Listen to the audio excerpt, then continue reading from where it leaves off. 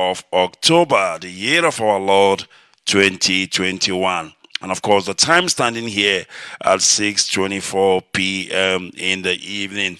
Therefore, I want to welcome you wherever you are hearing the sound of my voice this evening.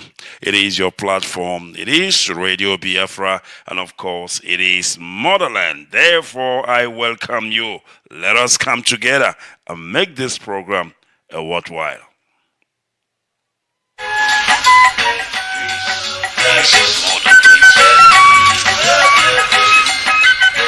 My name once again is Mazi Onoha. Of course, I will be your anchor as always this evening on this platform, on this program, and I enjoy you once again to welcome others. Please invite others. If you are listening on Facebook Live, do the same. Endeavor to welcome others. Don't try to do it alone. Don't try to listen alone, because what we preach here on this platform is gospel. Is Yoku Chineke. That is what we do here. Yesterday was hot. Yesterday was powerful. Of course, we spoke about the indisputable, indefatigable Ekumeku. And of course, we actually sent out a call for the sons and daughters of the great warriors of Ekumeku. We wanted to know what is happening and where is everybody, and why are we not replicating what our fathers, our ancestors have done.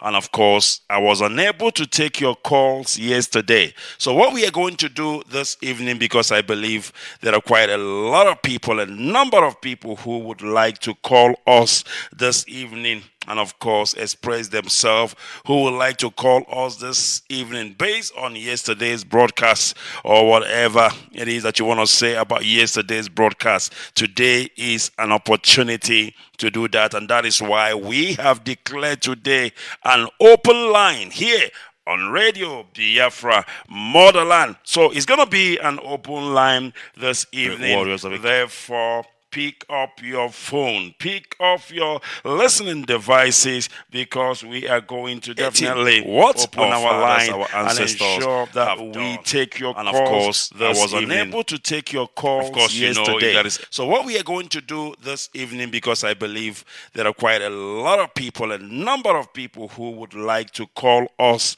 this evening and of course express themselves, who would like to call us this evening based on yesterday's broadcast or whatever it is that you want to say about yesterday's broadcast. Today is an opportunity to do that, and that is why we have declared today an open line here on Radio Biafra MotherLand. So it's going to be an open line this evening. Therefore, pick up your phone, pick up your listening devices, because we are going to definitely open our line and ensure that we take your calls this evening. Of course, if there is anything that we do best here on this platform, and that is to get Biafrans talking. And this evening is not going to be an exception, because we will open our line as soon as possible to give you enough and ample opportunity to make that calls. My name once again is Mazi. The time is 6:27 p.m. here in Johannesburg. Of course, it will be the same minute past the top of the hour in Biafra land, the holy place. Of course, it will be 5:27 or 28 in Biafra land. So wherever you are hearing the sound of my voice and your time is standing on 27 or 28 or 26 past the top of the hour, I want to assure you that you are listening to us and that we are coming to you live and direct. But before we go ahead, we have a tradition here on MotherLand. That's right. We have a tradition. We will first of all welcome our people. We will first of all ask you, MotherLand, tell me how you are doing. As soon as our people are here, as soon as the provinces that made up Biafra land is present, then we will cruise on an altitude that cannot be explained. All right, let's welcome our people, and permit me to say to you, hello, MotherLand. Tell me you, a nation whose language, English, you will not understand. They will destroy you completely. Is your language originally English? But I am the Lord your God. I will destroy you, that even your language you no longer know it. So says the Lord of hosts. A nation of first countenance which does not respect the elderly, nor show favor to the young. Like the British, they will come after you, they will decimate you, and they will destroy you. They will not give a damn about your old. They will eat your livestock and produce and leave you alone. Everything you have, they are bound to take, and you will have nothing. You will be plucked off from your land which you go to possess. Even your own land, they will take away from it, and they will take it from you. We are banned from even our own land, isn't it? Why is it that they will tell you, if you want to come to your land, you have to go through Lagos and through Kanu and Abuja? You can't even come into your own land. They want to discourage you from going back to the land of your ancestors. This is the funniest one. You will be scattered amongst all people, from one end of the earth to another. I will scatter you. Not even among nations, but among people. That is why wherever you go to, won't you find Biafrans there? It's a curse. It's a curse. I will scatter you. Not even among people, ordinary people. Wherever there are people, you must be there. It's a curse I've placed upon you. There are some in China, they no longer go back home. And people are very happy living in other people's country because you have no shame. When I used to live in England, I used to feel ashamed all the time. I will go to look for a job that I know I am more than qualified to do. They will say, oh, due to one reason or the other, they will employ a white person. And somebody will say to me, why don't you write and protest? I say, no, I won't. It's not my country. Anything they like, they can do. Because we lack sense of pride and honor. I will scatter you amongst the peoples of the world. We are taken. Me to say a very warm good evening from me from here, and we are about to proceed. Like I said, this evening is very simple. It is going to be an open line. Tell me what is on your mind. Motherland, tell me what is on your mind. How do you think that we are going to attack this monster that has befallen us in Biafra land? The lines are going to be open, and of course it's going to be buzzing. It is all yours for the call. Just call me, and then we will do the interaction, because we interact on this platform. We teach each other and we learn from each other. My name once again, Mazi, but of course we cannot proceed, we cannot continue until we might have prayed and call upon Elohim and call upon Chukwu Kikabiama and ask him to come and take control this evening. All right, let us pray. Father God, Elohim, Chukwu Kikabiama, Onyenani Yabuchi, we have come again. We are your children, and we are calling upon you to come and take control this evening. We are calling you Elohim because may be him more, and because it is so, whatever we gather, we call upon you to come and control, to come and guide us, to come and be in our midst. And this evening, your children have gathered. As we are preparing, as we are counting down to the court case, to the court appearance of our leader Mazi Nnamdi Kanu, we are optimistic. We know that you are going to answer. We know that you're going to do great things, Elohim. This month of October, the month of November, the month of December, those are critical months in our struggle, Elohim. Therefore, we call upon you to come and manifest yourself, to come and do something great. Because does not exist. Therefore, come and show them that you are our God.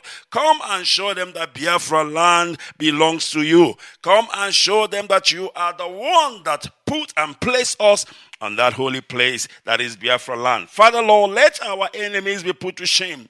Awaken Biafran youth. Awaken Biafran youth, because our job this time around, our job, our responsibility, our mandate this time around is to awaken Biafran youth. They have been awoken quite all right, but some has gone to sleep. Some have slept off. It is time to tap them on the shoulder and ask them to wake up, because this battle is our battle and nobody will fight it for us except us and our Elohim. Therefore, right now, I pray, Elohim, we thank you, Jehovah. We thank you, Chukwukikabiama, because I know you are listening. I know you have answered. Thank you, Father, because these and more we pray in the name of Chukwukikabiama. Ise. I'm writing this letter to a man I respect so much.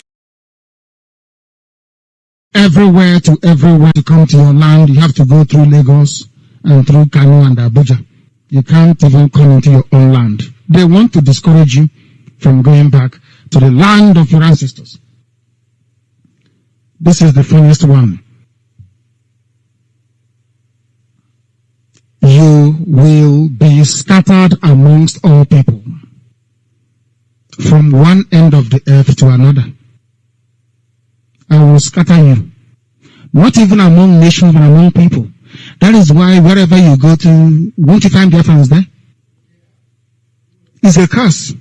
It's a curse. I will scatter you, not even among people, ordinary people. Wherever there are people, you must be there. It's a curse I've placed upon you. There are some in China, they no longer go back home. And people are very happy living in other people's country because you have no shame. When I used to live in England, I used to feel ashamed all the time. I will go to look for a job that I know I am more than qualified to do. They will say, oh, due to one reason or the other, they will employ a white person. And somebody will say to me, why don't you write and protest? I say, no, I won't. It's not my country. Anything they like, they can do. Because we lack sense of pride and honor. I will scatter you amongst the peoples of the world. You are taken from everywhere to everywhere, and today you are worth nothing. And there you will bow before wooden gods that neither your ancestors have known. The God you were taught to know and love by white people is not the same Chukwuabiama you once worshipped. Everything on Emena is pure rubbish. And I said I will preach this gospel. Tell you that Nigerians are insincere people, you must believe me. That's right. There is something dishonest, a people that is incapable of human development and civilization. Once you are a zoo, monkey or baboon, you must live your life in infamy. Because you are a Nigerian. Yoruba man has spoken. Nigerians are not sincere. As I didn't tell you before. He's a Nigerian, no? He's telling you that their people are not sincere. Did I not tell you before that they are not sincere? You want to know what is insincerity? I will give it to you the way it is. Because the zoo is patently evil. Yes. Nigeria is evil. Do you know how much they stole? 400 billion pounds is in Europe, is in Asia, according to UK group. Ocean Zoo, the amount of money they steal will start off a tsunami. 400 billion, very close to $1 trillion. An amount of money that can build second Niger bridge, pay for free education for every child, make sure that all roads are built, you have running water, you have electricity, your university is funded. 400 billion pounds stolen by the monkeys, and blame it on these people. You have 400 billion pounds is incapable of human development and civilization. Once you are a zoo, monkey, or baboon, you must live your life in infamy because you are a Nigerian. Yoruba man has spoken. Nigerians are not sincere. As I didn't tell you before. He's a Nigerian, no? He's telling you that their people are not sincere. Did I not tell you before that they are not sincere? You want to know what is insincerity? I will give it to you the way it is. Because the zoo is patently evil. Yes. Nigeria is evil. Do you know how much they stole? 400 billion pounds is in Europe, is in Asia, according to UK group. Ocean Zoo, the amount of money they steal will start off a tsunami. 400 billion. Very close to $1 trillion, an amount of money that can build second Niger bridge, pay for free education for every child, make sure that all roads are built, you have running water, you have electricity, your university is funded. 400 billion pounds stolen by the monkeys, and blame it on these people. You have 400 billion pounds stashed in 3 continents. And they will devour you, a nation whose language, English, you will not understand. They will destroy you completely. Is your language originally English? But I am the Lord your God. I will destroy you, that even your language you no longer know it. So says the Lord of hosts. A nation of first countenance which does not respect the elderly, nor show favor to the young. Like the British, they will come after you, they will decimate you, and they will destroy you. They will not give a damn about your old. They will eat your livestock and produce and leave you none. Everything you have, they are bound to take, and you will have nothing. You will be plucked off.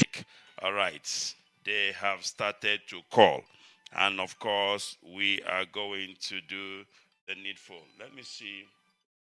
All right, I'm not sure why this is still unbelievable. Tell you that Nigeria. Let me see if this is gonna work. Mazi, can you hear me? Unbelievable. Okay, there we go. Good evening. From here. Please go ahead. Our leader, the Mazi Nnamdi Kanu. And what we are doing now is the needful. It's not time of too much talking. The court, his court is coming on 21st, which is Thursday next week. We have, from tomorrow, we have just 1 week. And like our HOD emphasized, and the DOS have been emphasizing, what is needed now is rally everywhere. Countries, if the national coordinator can come up, is very important. So that day, you're not fit everywhere. Yeah, Mazi, let me make the announcement for the Biafrans in Denmark. Go ahead. They are really Mazi, Biafrans in Denmark, the national coordinator in Denmark, Pastor Warrior, is calling all Biafrans residents in Denmark as well as Scandinavia to join them on the rally coming up on 21st October 2021. That day is the day of Emeneke Mazi Nnamdi, our leaders' court day. So we ought to be demonstrating that day, and I will be there equally. And the time is 10 a.m. from Christianborg, and it will end up in U.S. Embassy. Mas, you know, in Denmark, they don't have a Kenya Embassy. It's only in Stockholm, Sweden, they have a Kenya Embassy. Makanda. And the number, you can call this number for your inquiries, and you'll be directed. The numbers are +45 311 67781. I will repeat it small. +45 311 67781. The second number is +45 255 4941. And the last number is +45 71 98 7979. They are calling you to come and identify with them. There is a big rally, it's a big demonstration. All road must lead to Copenhagen that day. And they can come from anywhere. We'll be living here from Poland equally to Denmark. That is the sacrifice we have to pay to tell the world what is happening once again. Like our HOD said today, we must continue. We cannot fail. Mazi, you can't get that way because absolutely. So Denmark, they will have us that day. Let them be ready because we are coming in a big way there. To identify with them, we want to know how to do best. Mazi, I leave it because I don't have time. Mazi, yes, the Mbambo Pene. Mazi, I am still tired. I am still tired from yesterday. You have no idea. You know, when Elohim comes upon you, we must continue. We graduated. We love that. Absolutely. Congratulations, Jishika, my brother. Thank you very much. Until Onion comes out. Thank you, my brother. Thank you. All right, we must continue, of course. We all are under the leadership of our Mazi Nnamdi Kanu. We all are graduates of Radio Biafra University. And that is where I graduated and become a professor in history and a professor in law as well. My goodness me. But we must continue. And of course, I believe that yesterday's message have sunk deep down in our people, especially the youth of Biafrans.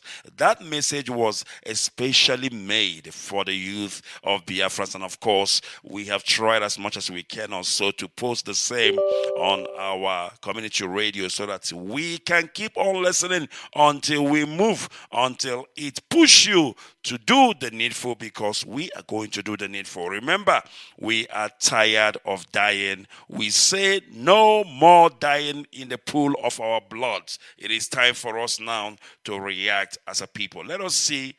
Caller on WhatsApp, can you hear me? Caller on WhatsApp. All right, he cannot hear me, or maybe it is a network issue. Therefore, let's go to another caller. Caller, can you hear me? Caller on my landline, can you hear me?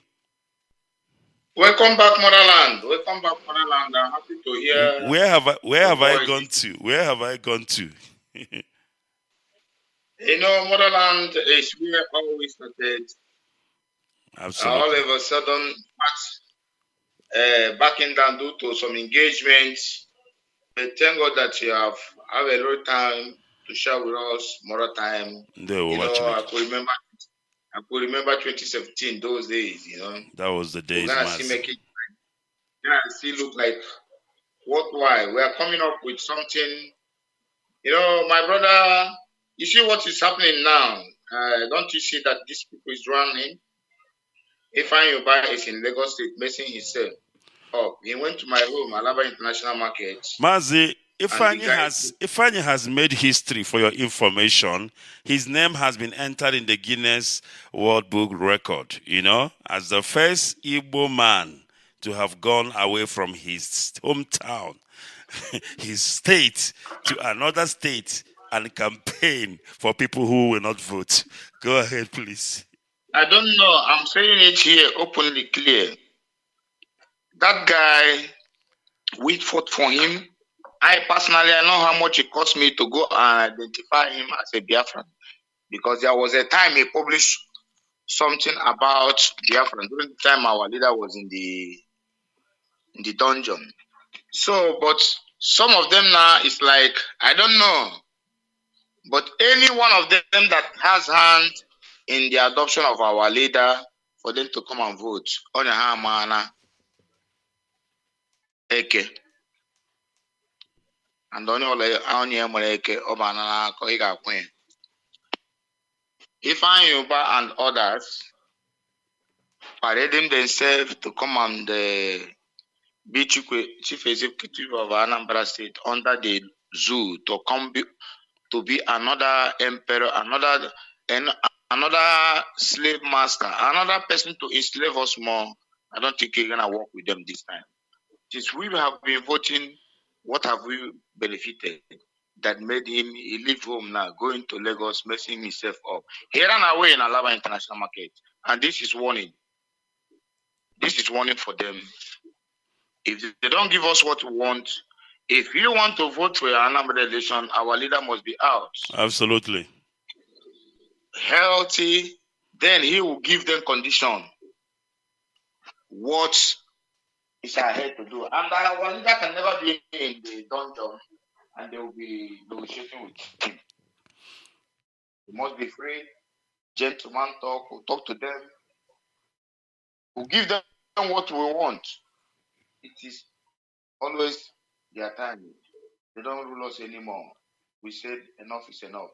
Mazi, just a request here, man. Thank you very Biafra much. must come. You see? Thank Thank you very much. We must continue.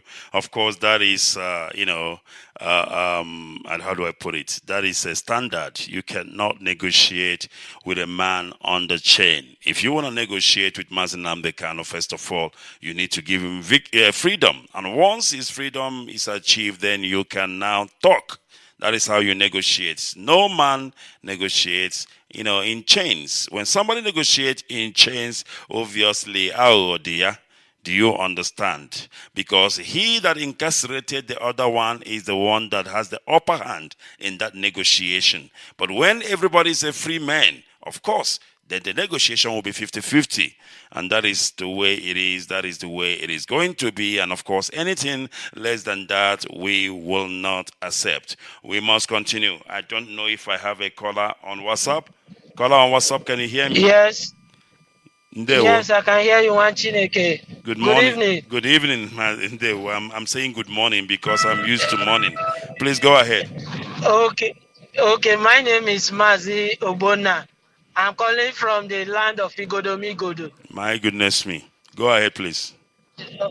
Okay, my take on our program on the program yesterday is that we can't allow, yes, the Ekumeku.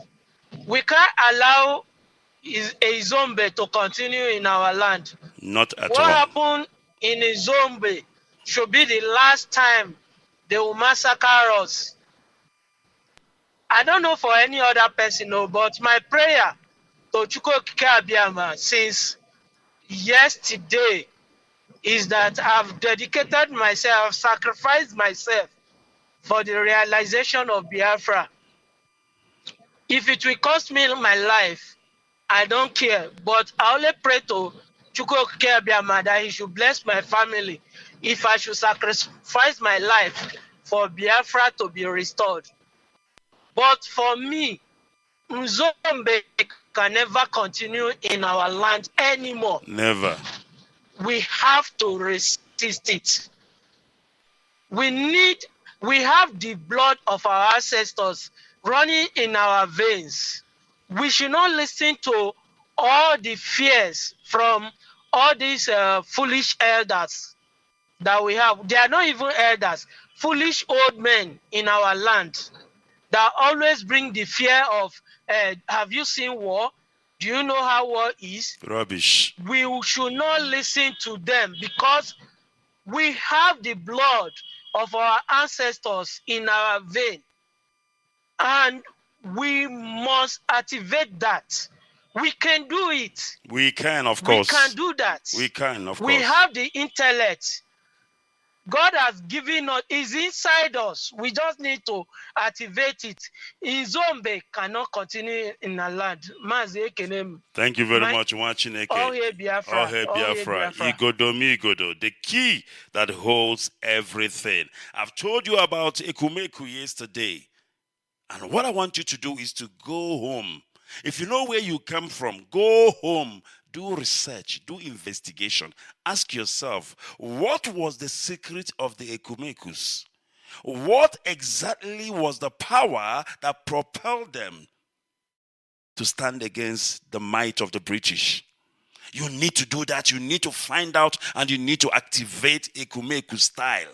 Izombe will never happen again. I love that. I love that. Izombe cannot happen again in Biafra land. Don't get me started. Don't get me started. All right, let me go straight to the calls because today is not for preaching. Today is not for lectures. Today is for an open line. Tell me what is on your mind, Motherland. All right, let's go to Skype. Caller on Skype, can you hear me? Caller on Skype. All right, Mazi. Oh my goodness me, we have a problem. How do we do this? I'm trying to find. Hold on for me. Hold on for me. There is a big problem. Unbelievable. All right, Mazi Okike, I'm going to turn you off and I will call you back again later because where you are calling me from, there is a very big echo.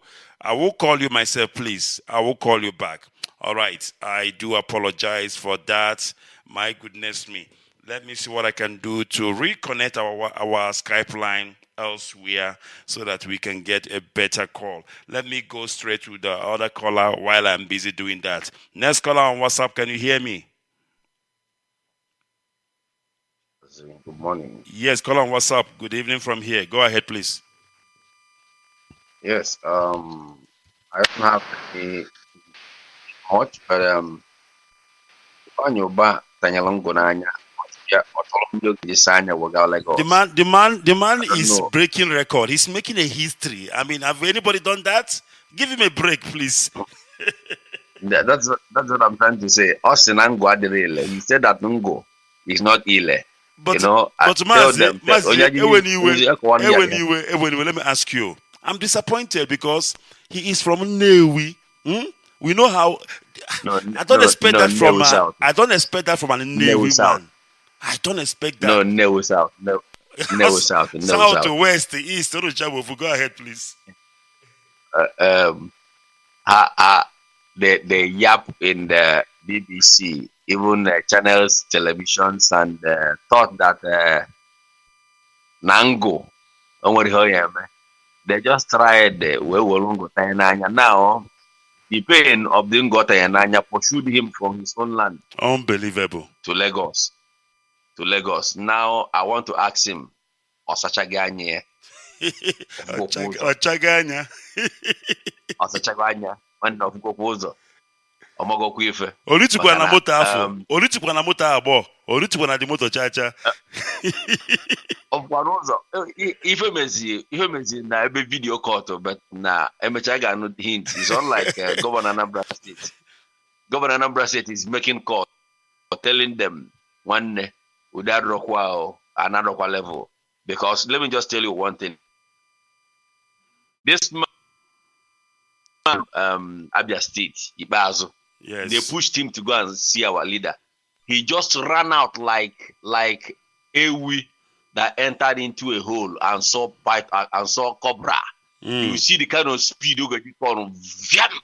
he just came out and said, nah, war is coming. Negotiate.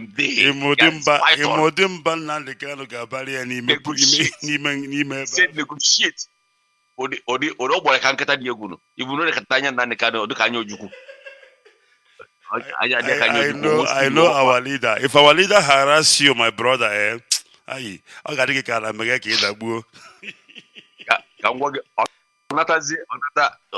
the system now partial contact. The contact here is now leaking. Now he's calling his son and he's calling him the state whatever. But let me just tell you, Abachakwa izu banwe the keys agagbe mgbanabo.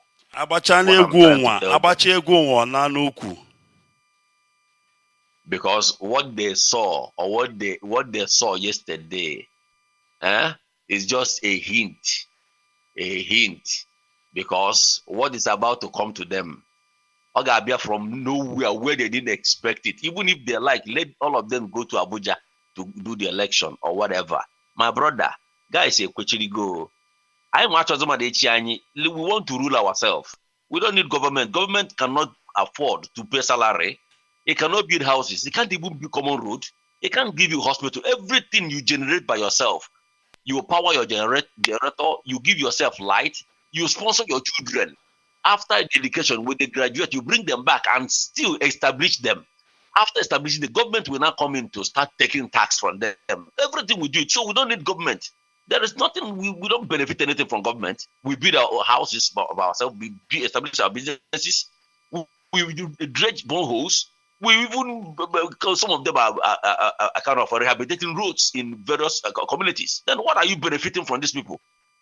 They continue to ban this, ban Okada, ban rice, ban cement, ban this one, ban just to frustrate us. One ngo if I get an anya to Lagos, Jolomia Mochagakwanya of Gokuzo. I can do also again. Thank you. Thank you very much. Thank you very much. And of course, we are hearing direct from Ifanyi's brother. Ifanyi will all on the Newinala. You know, he should know better. He should know better for him to run all the way to Lagos. What an eyesore. What a stupid thing to do. But of course, as Nonye Luana and Emegini and Achubay also. All right, I'm trying to see if I can get our Skype sorted out. It's a bit of a mess up here. What do I do? I will try, because our people on Skype also want to do this, and we have to give them that opportunity to do. But of course, we are continuing. Our lines are open. It is MotherLand. It is an open line. Tell me what is on your mind, MotherLand. Tell me how you're doing. Come on, let's talk. Let's interact this evening. It is a Kumeku style. I've told you about a Kumeku yesterday, and that message was specifically for Biafran youth. And if you're a Biafran youth, you heard my message yesterday. My goodness me. That message was again. That message was, of course, to save your life, to save your soul. Chukwudi, I will come to you. Like I said, I cannot take your call on that place. It is not going to work because of the interference. I'm trying to see how best to do it so that I can be able to take your call. But of course, we must continue. Our lines are officially open and we are taking your calls. Maybe I need to take a quick break so that I can sort out this issue that has befallen me in terms of connectivity. We'll sort it out. Trust me when I tell you, I don't know of any problem that we are unable to sort out. All right, let me see what I can do. My goodness me. Maybe I should just take a quick break. And then, of course, when I return from the break, then we will continue. Don't go away. I will be back before you know it. This is MotherLand. Are insincere people, you must believe me. That's right. There is something dishonest, a people that is incapable of human development and civilization. Once you are a zoo, monkey, or baboon, you must live your life in infamy, because you are a Nigerian. Yoruba man has spoken. Nigerians are not sincere. As I didn't tell you before. He's a Nigerian, no? He's telling you that their people are not sincere. Did I not tell you before that they are not sincere? You want to know what is insincerity? I will give it to you the way it is. Because the zoo is patently evil. Yes. Nigeria is evil. Do you know how much they stole? 400 billion pounds is in Europe, is in Asia, according to UK group. Ocean Zoo, the amount of money they steal will start off a tsunami. 400 billion. Very close to $1 trillion, an amount of money that can build second Niger bridge, pay for free education for every child, make sure that all roads are built, you have running water, you have electricity, your university is funded. 400 billion pounds stolen by the monkeys, and blame it on these people. You have 400 billion pounds stashed in 3 continents. I am not a Nigerian. I renounced everything to do with Nigeria on or around the December of 2015. I am a Biafran and I hold British citizenship. Only upon a clear pronouncement of the intentions of that very court, which I suggest to them, should be free of any interference from the executive, will this very case move forward. The circumstances surrounding the invasion of my house, the invasion of the home of His Royal Majesty, is Israel Okukan. You must know that my father's name is Israel. and it means a lot.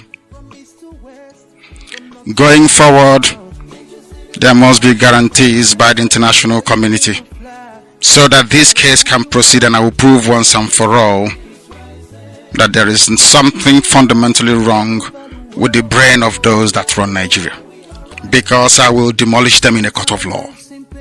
For now, let me restate my position that I committed no offenses known to law. What they are charging me with doesn't exist, and they know it. I have no weapon. My only weapon is a microphone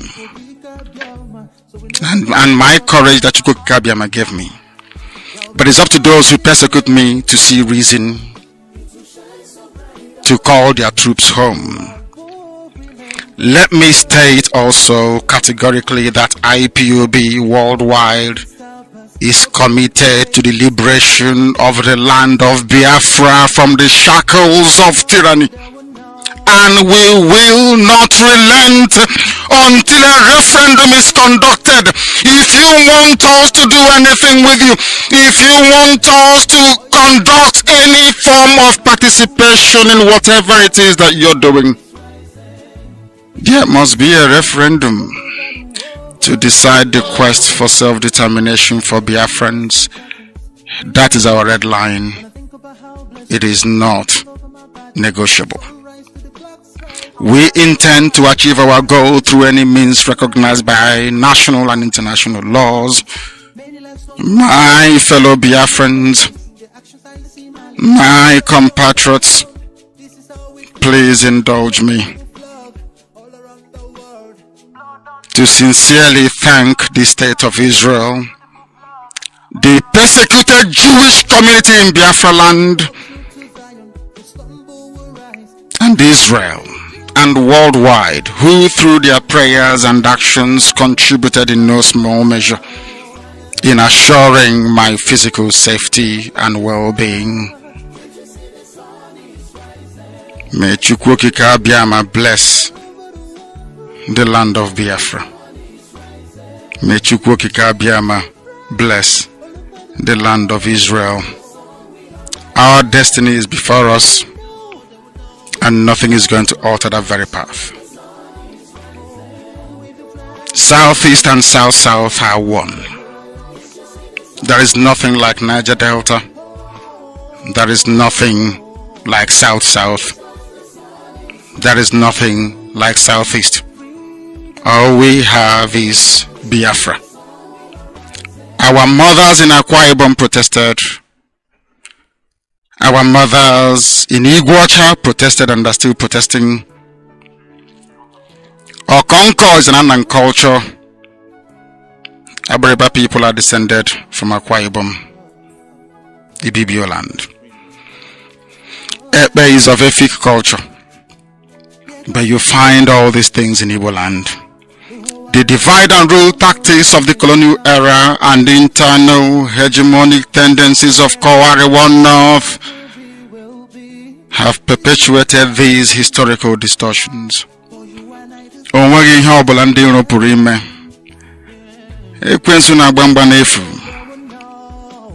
IPOB stands on the truth. We do not move from our position, and our position is very simple. Without referendum, nothing will happen. They are registering little children in the north as usual.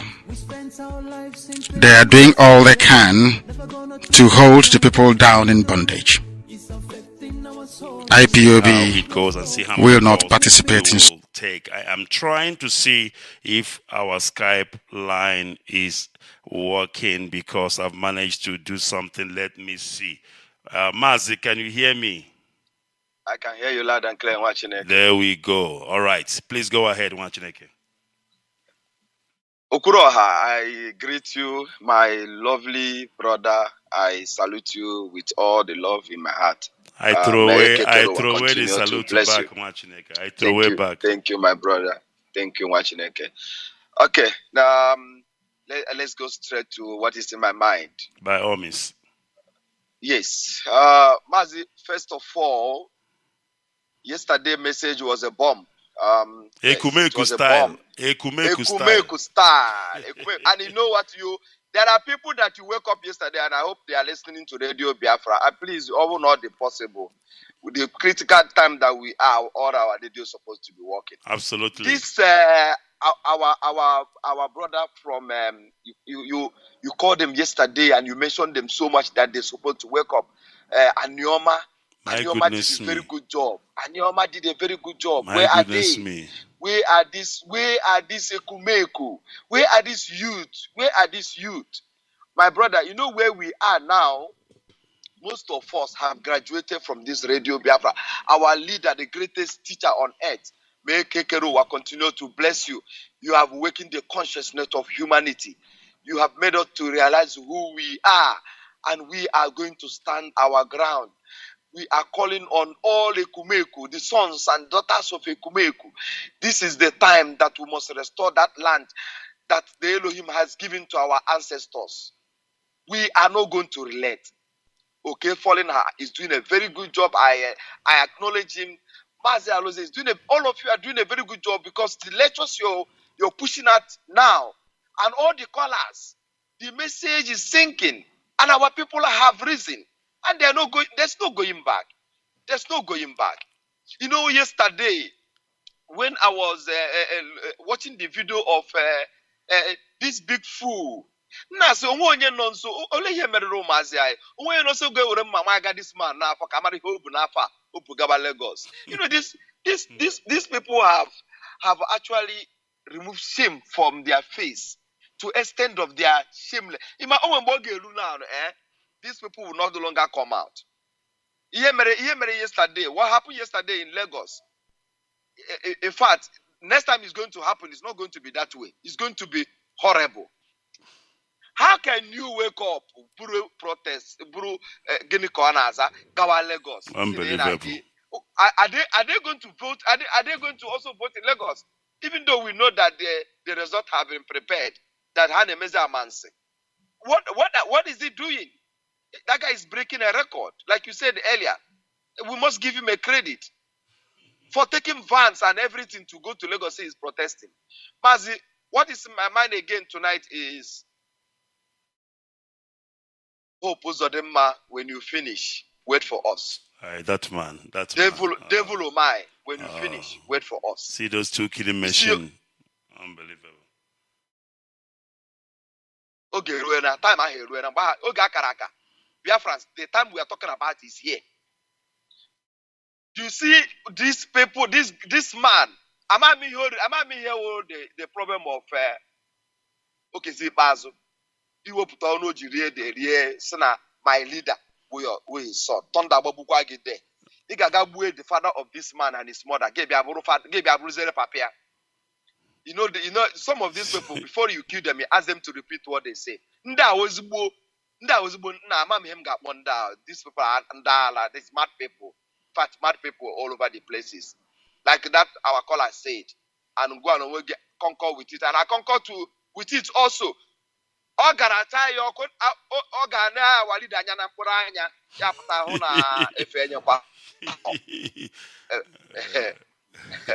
You went to see the lion of the tribe of Biafra. No way. Mazi, I just want to appreciate you. And also, I want to request, if our brother that you normally anchor the program with, if it's okay, yes, Mazi Obuz Baba, we miss him also on the air. Yes, of course. He is currently busy. He is currently busy with something, and then of course we have to keep this running. You know, we must continue. It's okay, my brother. Thank you very much. It's okay, thank you, my love. Thank you, my brother. Thank you very much, Jisike. All right, thank you, my brother, for that. We welcome that. We must continue. Let's see. Next caller on WhatsApp. Can you hear me? Good evening. Good evening from here, Mazi. Good evening.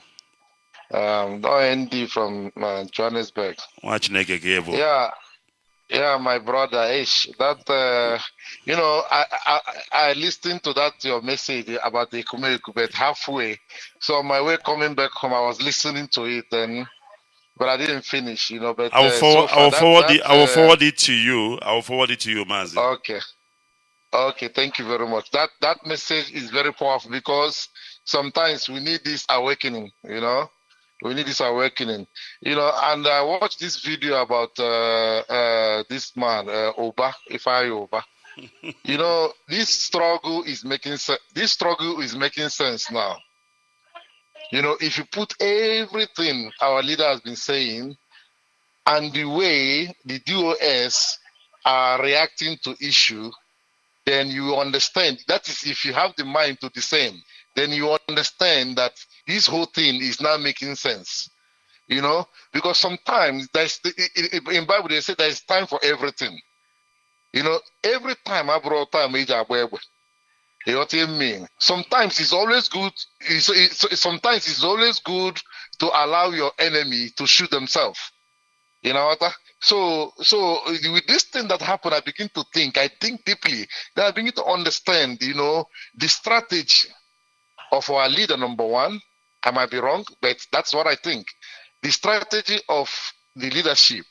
You know, because you know people always want to see, hey, there is shooting. The army are shooting in Zombe. Deploy ESN, but they don't understand that there's time for everything. You know, because if you are fighting an enemy, sometimes you have to let the enemy destroy themselves. You know, and in this situation that is happening in our land, it's unfortunate. You know, I don't know how to put this, but it's the truth. It's unfortunate. People will die. You know, but the blood of those that die is the weapon to destroy the enemy. But you see, Mazi, you see, that's what I was saying. Yes, of course, people will die. But I'm saying when you want to die like a hero. Die like a warrior. It's true. All I'm sick and tired of is our people dying in the pool of their blood, dying like a chicken. No. Of course. Do you understand what I'm saying? Of course. I don't want it to be like Fulani can just come over our land and walk over and kill our youths, you know, easily. Come on. Of course. It got to stop. Because there's things that the leadership cannot do, like come on air and say they are deploying ESN to go and battle the army. That is absolute no go area. The youth must take their destiny in their hand. The youth must take their destiny. If they do that, you are giving the enemy the chance to destroy you, because now they will say, "Hey, you see, we say that this ESN is a militant wing of IPOB. That's why they are fighting the army." Then the world will be looking at us and say, this is like it's true. They are a terrorist organization, because once they proscribe us, then they will target our finance.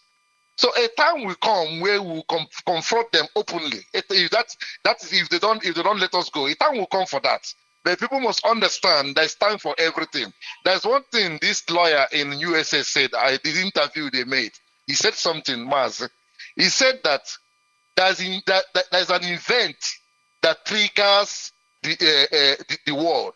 Like he gave an example of the Tiananmen Square of the China. The man that lied on the road and say the tank was climbed over him. He gave an example of the Vietnam War. You know the things, and he gave an example about the Arab Spring. Mazi, the Arab Spring? Mazi, it's not.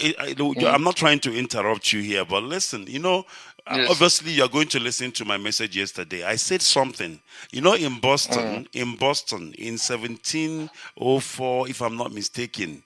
What triggered American independence was the youth were throwing stone at the British Army. Of course. And the British Army began to shoot them. That is how America got their independence. There has to be an event. Know, it's true, of course. There has to be an event. Of course. We cannot be sitting at home and the military are coming to kill us and go free, and then you expect something to happen. It's not going to be. If we must die, we must die. We must die fighting. Something will trigger the world leaders. Something will trigger them. Something will trigger their attention, like Arab Spring.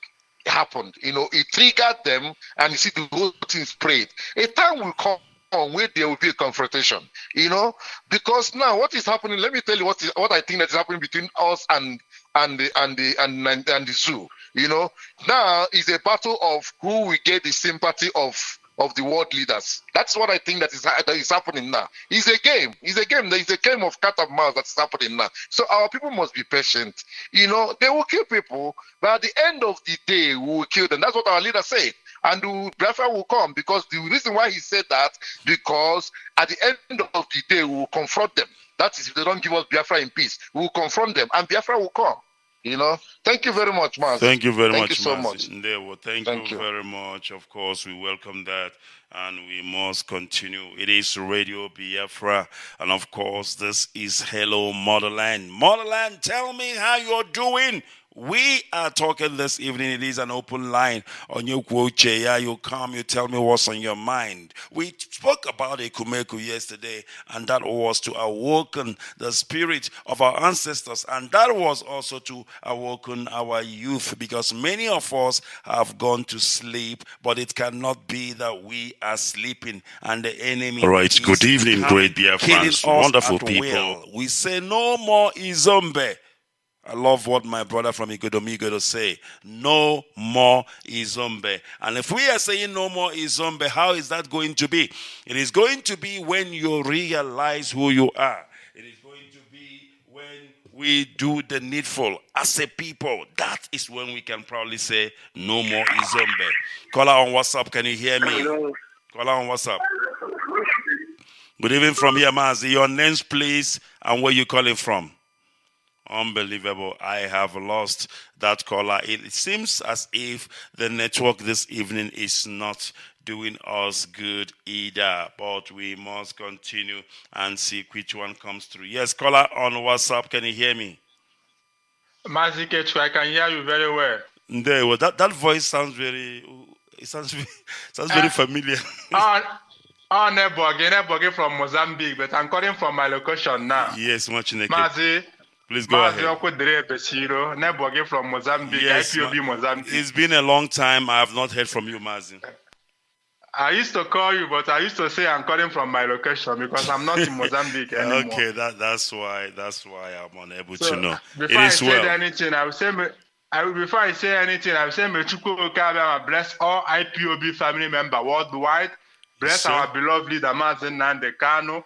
Bless our DOS, the head of DOS, Machiko Dozie. No evil plan that will fashion against us shall prosper in the mighty name of Chukwu Okabia. Mazi, achọrọ m ikwu ihe a n'Igbo ka m wee kwuo ya ọfụma. Ihe ọ bụla asọ ndị Zoom anyị, nwanne anyị ekwechigo bụ na anyị ekwechigo. Without Biafra, we are not going anywhere. So the only solution na ndị anyị like Biafra ka anyị n'ọlụ ụwa anyị. Mazi Genti, you know me, I like to interrupt people. Genti Mazi, eziokwu na ikwechirigo, mana kedu ka isi kwechiri? Ikwechiri na cheka Biafra bịa. Before Biafra bịa, nwere ike igbucha anyị ncha niile. Ya ka anyị ji asị gịnị? Ekumeku style. I don't know if you listened to our message yesterday. Yeah, I listened. Exactly. Let us awaken the spirit of Ekumeku, and then, of course, do the needful. Go ahead, please. So after everything, we must continue. Our leader, Mazi Nnamdi Kanu.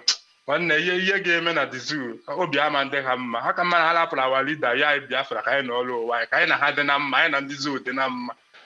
Thank you very much. Thank you very much, my brother, for that. We welcome that.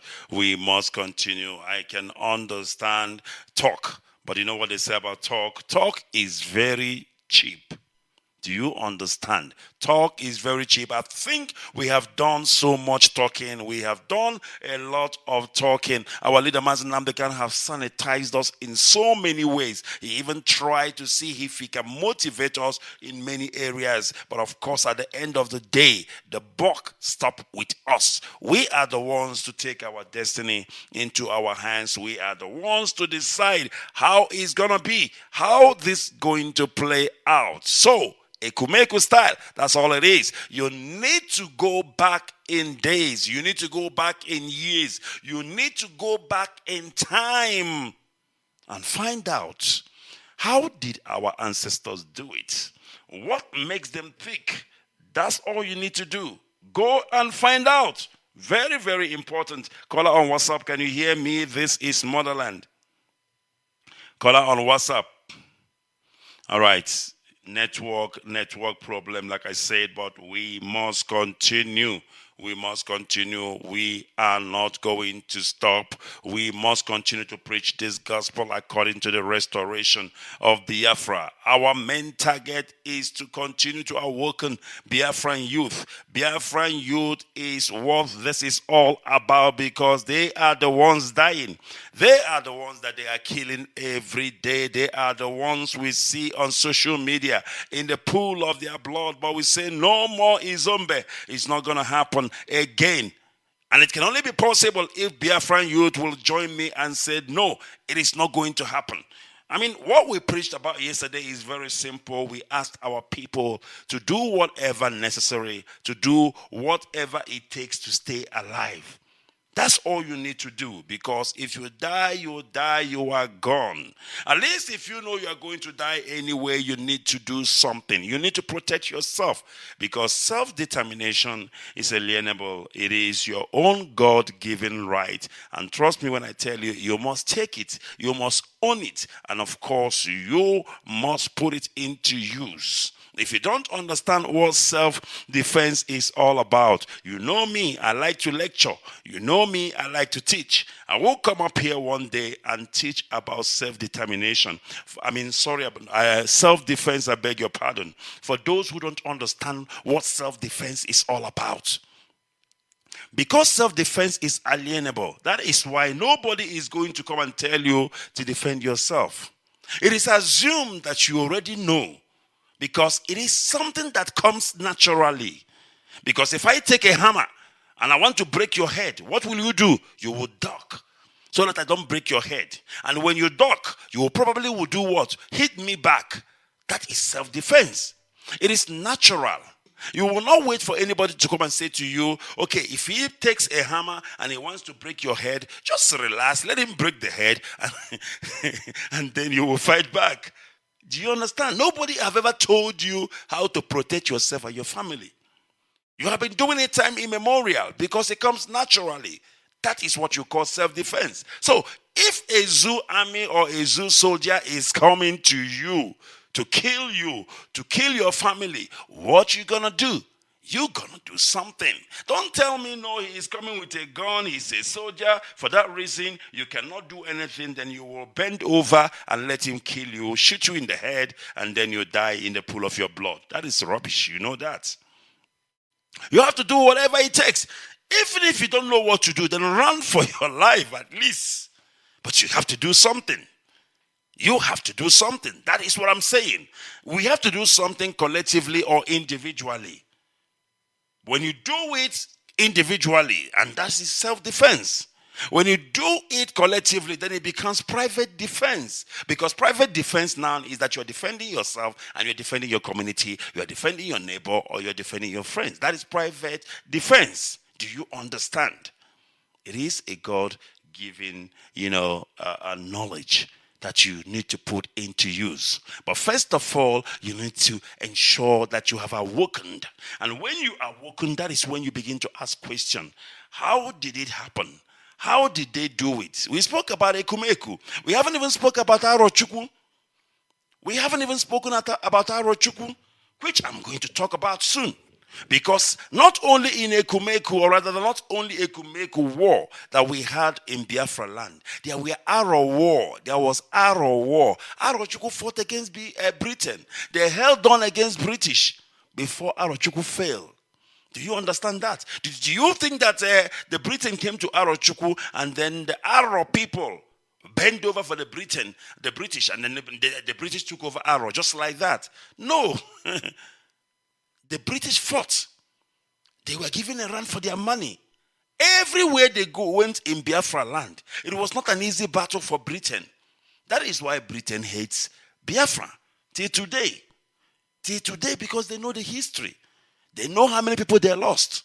They know all their generals, all their commanders they lost in our land. Because our fathers and our ancestors put up a run, a fight. before going down. And that is all I'm asking Biafran youth to do even this time around, to protect Biafra land, but most importantly, to protect their own life. Very, very important, because if you don't protect your own life, my brother, my goodness, your name is sorry. They are going to kill you very easily. They are going to waste you, and you will be among the statistics. My name is Mazi Ikechukwu. This is Motherland. Our lines are still open.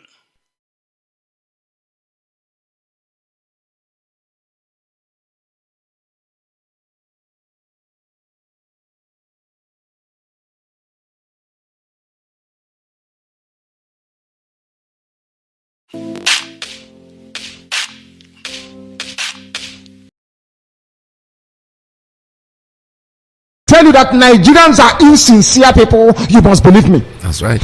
There is something dishonest, a people that is incapable of human development and civilization. Once you are a zoo, monkey, or baboon, you must live your life in infamy, because you are a Nigerian. Yoruba man has spoken. Nigerians are not sincere. As I didn't tell you before. He's a Nigerian, no? He's telling you that their people are not sincere. Did I not tell you before that they are not sincere? You want to know what is insincerity? I will give it to you the way it is. Because the zoo is patently evil. Yes. Nigeria is evil. Do you know how much they stole? 400 billion pounds is in Europe, is in Asia, according to UK group. Ocean Zoo, the amount of money they steal will start off a tsunami. 400 billion, very close to $1 trillion, an amount of money that can build second Niger bridge, pay for free education for every child, make sure that all roads are built, you have running water, you have electricity, your university is funded. 400 billion pounds stolen by the monkeys, and blame it on these people. You have 400 billion pounds stashed in 3 continents. I am not a Nigerian. I renounced everything to do with Nigeria on or around the December of 2015. I am a Biafran and I hold British citizenship. Only upon a clear pronouncement of the intentions of that very court, which I suggest to them, should be free of any interference from the executive, will this very case move forward. The circumstances surrounding the invasion of my house, the invasion of the home of His Royal Majesty Israel Okukan. You must know that my father's name is Israel, and it means a lot. Going forward, there must be guarantees by the international community, so that this case can proceed, and I will prove once and for all that there is something fundamentally wrong with the brain of those that run Nigeria, because I will demolish them in a court of law. For now, let me restate my position that I committed no offenses known to law. What they are charging me with doesn't exist, and they know it. I have no weapon. My only weapon is a microphone. And my courage that Chukwu Kabiama gave me. But it's up to those who persecute me to see reason to call their troops home. Let me state also categorically that IPOB solitary confinement, it did not stop me from preaching Biafra. How about an imbecile? Some we are talking. How can that affect me? If those that kidnapped me and nearly killed me did not stop me from doing Biafra, how about an imbecile hiding somewhere? People must know who I am. I am destructively stubborn. You see, Biafra is going to come. All right, this is a guarantee. Biafra must surely come. All right, I think we need to leave it here because, of course, the lines and the network are having issues. The calls, they comes in, but they cut off, and I don't know why that is the case. And, of course, this happens now and then, but we must continue. It is Radio Biafra Motherland. Of course, we actually have opened our line today to let our people call in. Unfortunately, most of the calls that came in was unable to make it through. Some cannot hold. But of course, we will come back again. And of course, there is an important issue, or rather, an important topic again we are going to treat. But I will tell you when the time comes. Now, with regards to what we did yesterday and what we preached yesterday, I will encourage our people, especially Biafran youth. Biafran youth, they are after your blood. They want your blood. Would you let them? That is the question. You have to do whatever. I mean, whatever it takes to stay alive. I'm talking to Biafran youth, of course, today. You have to do whatever it takes to stay alive, and that is why that message of yesterday is so crucial to our people. Remember, I told you between October, November, and December, it is going to be very critical as far as the struggle is concerned. Don't ask me what it is, but all I'm saying is remain focused, be very vigilant, be very careful how you go and how you come back. If you must do anything, you need to do whatever necessary, especially in your hometown.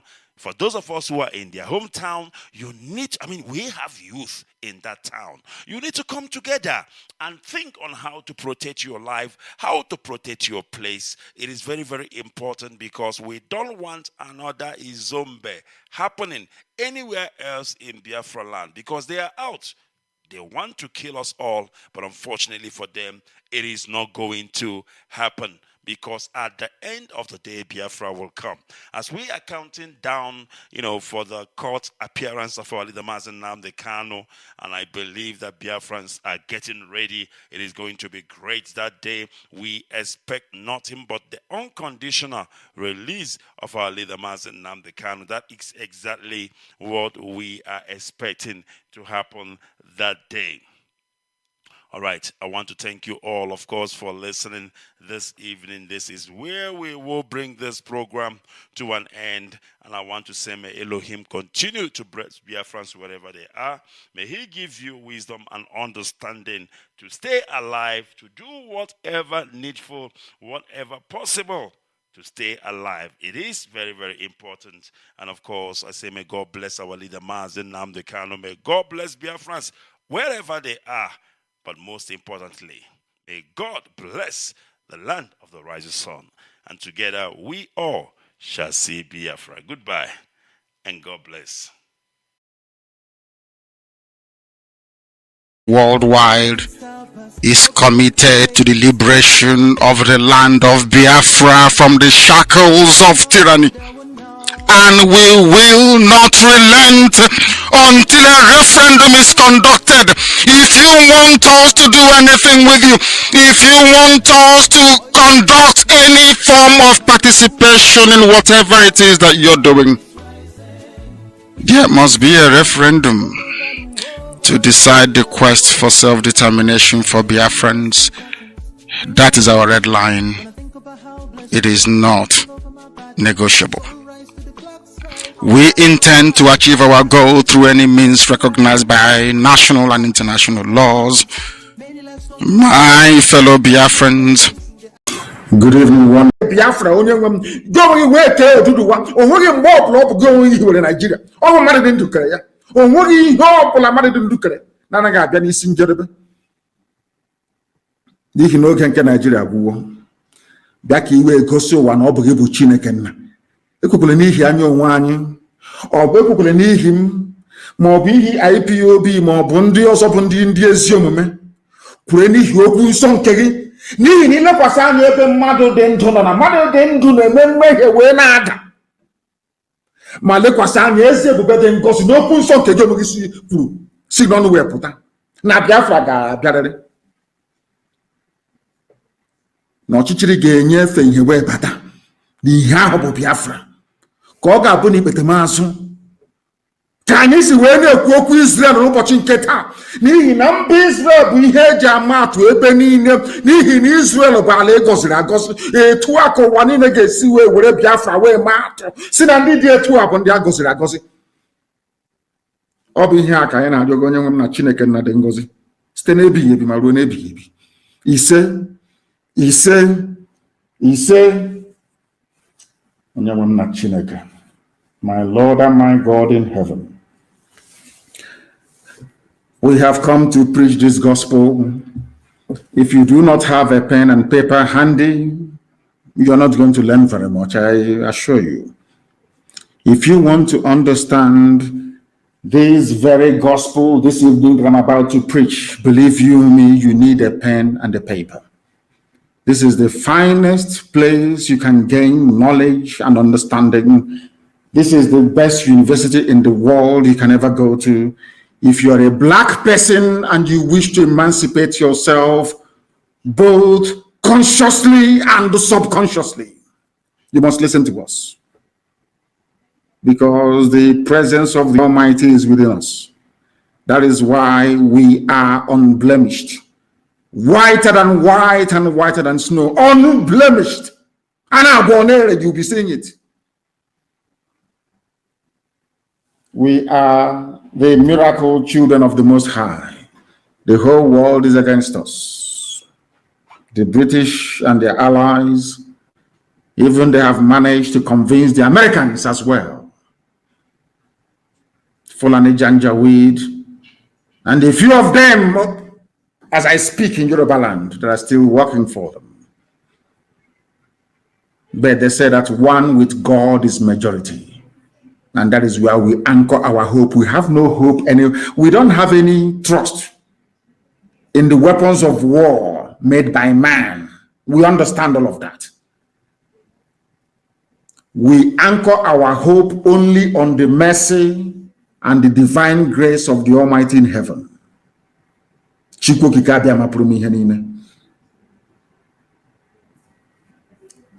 Abasi, Tamono, Olisa, Benigwe, and we are going to prevail.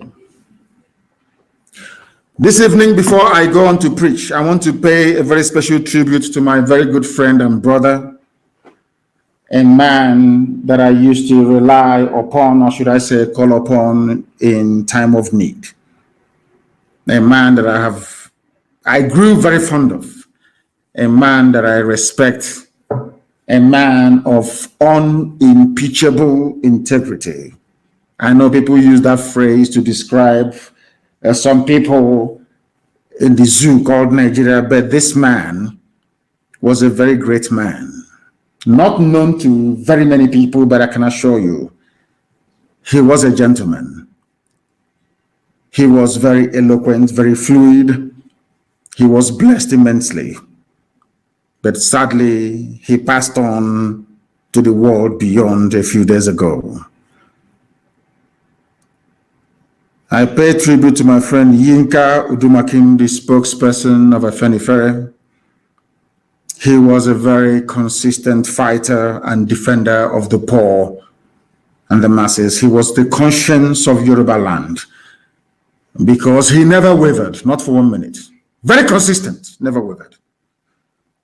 I do not personally subscribe to conspiracy theories, but I find it rather very shocking that a young man who is in very fine health, who succumbed to COVID-19, as they claim, a few days after castigating Bola Ahmed Tinubu, who is a murderer, a mass murderer, a killer. I hope and pray that their hand is not in it. And wherever Yinka Udumakin is, and I know that he is in heaven, I know he'll be watching on and asking us to continue what we are doing. And we can collectively assure him, or I can assure him on behalf of the noble family of IPOB all over the world, that this very quest to liberate the poor masses will continue unhindered. until victory is assured, that we may dedicate it to men like him. Yinka Odumakin was a fine gentleman, a man of virtue, a man of courage, very rare courage, I must say, and valor. May his soul rest in peace. Before I came on air this evening, we received intelligence that 200 zoo soldiers were going to Nsukka in Enugu State and Ebonyi in civilian buses and an army vehicle that had machine gun mounted on top of it. I tweeted it before I came live on air. They are coming to kill. So I hope they are coming. Let me assure Biafrans this evening all over the world that if these idiots from the Sahel were to come down in their military uniform, because what they do is that they dispatch only 200, but they have Fulani Janjaweed hiding in our forests, near police barracks and police formations, or should I say army barracks and police formations. They normally give them army uniforms to come out and attack people, pretending that they're the army. Listen to this, only 200 they are sending. That means that in Onitsha barracks, in Obinze barracks at 82 Division or Hafia, there is nothing there. They think we don't know, but we know that there is nothing inside of Hafia barracks. We know that very well. Anytime they feel the need to come to support their fellow terrorists, because they are sending them to come to support those who are already on the ground, Fulani bandits and terrorists in our forests. Only 200. And now let me ask you this question. If they had soldiers all around Biafra land, apart from those manning checkpoints, do you think they will send 200 soldiers from the north? Nigeria has no army. They think we don't know, but we know. That is why they are in a hurry to should I say, to induct terrorists into the formal security architecture of the zoo called Nigeria. These are the things that some of you do not know, or you know, or you pretend not to know. I don't know what is wrong with some of you, but I can assure you categorically, you see these 200, we are going to meet them. And you will hear the story. And I can assure you that not many of them will go back alive to the north. You see, we are in freedom fighting. And we know that in freedom fighting, there are no rules. All the gloves are off. That was why we raised the dragon flag. They don't know the meaning of it. If you don't know, go back and check what it means. No rules of engagement. They will kill us, and we are going to kill them. But in the end, we are going to win, because we are not going to stop until Biafra is liberated. We can never stop. We will continue to fight. If there is only one girl and one boy left, let them continue to sire the next generation of Biafrans. We are not. I want Britain to understand this. I want all these neo-colonialists to understand something. You see, you look at us as black people. You say, oh, Biafrans, you're surrounded, you cannot do anything. But I want to now let you all understand that 1967 to 1970 is not in this era that we live in. We are going to die together. That is a very clear assurance. We are going to perish together. That thing you're looking for, you're going to find it. And I want to reiterate once again, I don't want to see any police checkpoint in Biafra land. If you come out, you will die. I don't want to see any police checkpoint anywhere. There are two things I don't want to see nor hear about. No checkpoint by the police or the army, and no Fulani in our land as terrorists. They can live in the township if they want to, but not in our forest. They cannot be there. They have opened the gates of hell. I cannot guarantee you that any elections will hold anymore in our land. I don't know what, I don't know if we are suffering from politicians. I don't know where this disease is coming from. We must cure it. I want our enemies to understand how fanatical we are about this quest to liberate Biafra from the shackles of the iniquitous zoological republic. You need to understand this very clearly. We are not going to stop. We are not going back. I don't care what you say. It doesn't matter what your report says. I don't care the countries putting it together. It is irrelevant to me. What matters is the liberation of Biafra. Therefore, if Katrina Lang has any brain in her skull, if all those idiots encouraging the zoo to continue, if they have any brain in their skull, they will say, let us allow Biafra to go with their trouble, because I can assure you, as night follows day, that Biafra must come or we all die in the process. Do you know why? Because what we are looking for is what belongs to us. I am asking for something that I had before the white man came. White man is not God. He's not God. God is in heaven. I assure you, God Almighty is in heaven, and his will must be done upon our lives. They are not God. Nobody can create a country for me. I decide where I want to belong to. The people must decide if Nigeria is the country or not. Not a white man and a white woman. All these idiots suffering from inferiority complex, shame on all of you. You are foolish. Useless black people, because of your stupidity. That is why Africa is being treated the way it is today, like a trash can, more or less. As Trump said, a shithole. A white man has no business creating country for me, because I, Nnamdi Kanu, as a black man, I cannot go to Europe to create a country for them. Why then should I allow a white man and a drunken white woman to come to my land to create country for me? If you accept it, you are inferior. If you accept it, you are a nigger. If you accept it, you are stupid. In fact, you are a gorilla is better than you. A monkey is better than you. That is why they insult you abroad. That is why they kill you, because they look at you as the embodiment of stupidity.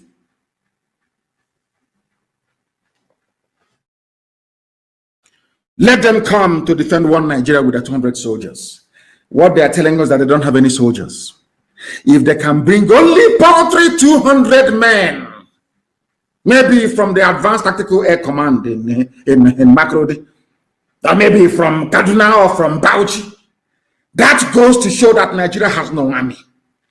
And because you know that they say whom the gods want to destroy, heaven will first of all make them mad because they are foolish. Let me tell you why I know that God will destroy Nigeria beyond recognition. I will tell you why. Because they are full and janjaweed, they're stupid by nature.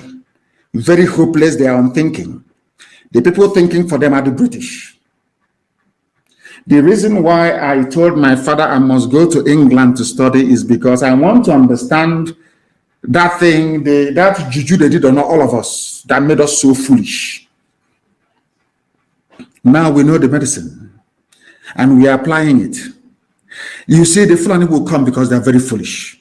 They will deploy, they don't have the army to deploy to the south, because they know that once they leave the north, believe you me, their own homegrown bandits will destroy them. They know it. They can see what is happening in Yemen, in Syria, in Afghanistan, where the same Janjaweed mentality obtains, backed up by a very misleading interpretation of the Quran. That is the reason why they're sending only 200. If they had an army to send, they will send a battalion. They will send a full brigade. But they do not have the soldiers to fight. This is one thing that Nigerians don't understand. They do not have it. We outnumber them by over 100,000 to 1. That is something people don't understand. We outnumber these people. They don't have the soldiers to keep everybody quiet at the same time. That is why they employ the media, they employ the fulefus, they employ the saboteurs to drive fear into you. They do not have the army to fight. Nigeria doesn't have the army. That is why they are begging Chad, ordinary Chad, one of the poorest countries in the world. That is why they are begging Niger, one of the poorest countries in the world, to come and help them to fight a so-called giant. That tells you they do not have soldiers to fight. We are the ones holding ourselves. The people now holding us down are those from the Middle Belt. If the Middle Belt people have decided to be Fulani slaves, they must come out and say it. We are conquered people. From now onwards, we are slaves. Oduduwa have indicated their willingness to be free. So have we Biafrans. Middle Belt are the people now saying they are happy to be Fulani slaves. If they are happy to be Fulani slaves, then let them come out and tell us. Right now, immediately. We outnumber their army. You know, sometimes in war, you need to think. When your enemy makes a move, you calculate it, you analyze it, it tells you a lot that they may not be willing to come out to say in the open. For them to send only 200 bushmeat down to Biafra land means that they don't have any army. We are the only people they're afraid of, with all due respect to everybody else. The only people that the zoo are afraid of are Biafran people, no other person. Others can go out and protest and do rally and do, they won't talk. They know that the only people capable of forcing through this agenda of dismemberment of the Zoological Republic are we Biafrans. They know it very well. The advisors, they tell them every day. How determined we are. We are the ones holding ourselves. So what I mean by that is that the Fulefus, the idiots talking about our state, talking about Nigeria, talking about football. You people are fools. Fulani is playing with you. I asked you a while ago, Nigeria has a female soccer team. Yes, Nigeria female soccer team. Do you see any Muslim girl there playing for Nigeria? But it's Nigeria soccer team. They want to cover themselves. You know, when we teach you about value system and the reason why or the need why people who are willing or able to come together to form a nation must have a common value system, you don't understand it because they don't teach you these things in universities. You go to school, you come out even more moronic than you went to school in the first place. You have Nigeria female football team. Is there any Muslim girl they're playing for you? But it's Nigeria. And they're the ones benefiting from the zoo more than anybody else. Now, if those people they are sending to come down to our land, those 200 soldiers are there to kill their own fellow Fulani heads, but we know they cannot. Have you ever asked yourself, why is it that we know the forest where Fulani headsmen are camped? We know when they are coming to villages to attack. Have you ever asked yourself, a Fulani headsman of over, say, 80 people going into a village to murder people? They are retreating. There are police stations along the way. Have you ever asked, have you zoo people, zoo animals, Nigerians, have you ever asked yourself, why is it difficult for the police or the army to give chase after Fulani bandits and killers, after they must have sacked a village? Why are they not doing it? I don't, sometimes they said God made man in his own image. In other words, they've given us the ability to be able to reason and to discern. And I'm asking you this evening, for those who are listening to me, I'm asking you, have you ever actually sat down? It's not difficult. I'm not asking you to do a very difficult analysis of a complex situation or an equation. First, ask yourself, this village has been attacked by Fulani. That village, why don't they deploy helicopter gunships to go and look for them? Why is it, have you ever heard before that after an attack on a village by Fulani headsmen, that the police gave them chase or the army? Have you ever heard that before? Simple question. I'm putting this question to all the chief justices and judges of all the Biafran states. Those of you holding Biafrans, sending them to Abuja to be killed by a Fulani Janjaweed. I'm asking you a simple question. All these years you've been hearing about Fulani headsmen attack in this village, in that village. I am asking you, every time I am asking you, all the time, every time you hear about all these things, have you ever heard that 82 Division Enugu are now chasing those headsmen that came to Zowan and killed people? Have you ever heard, after the massacre in Bende, that somehow Ohafia mobilized, or Obi is mobilized? Have you ever heard that headsmen are being pursued by the army or the police after an attack on a village? It's a simple question.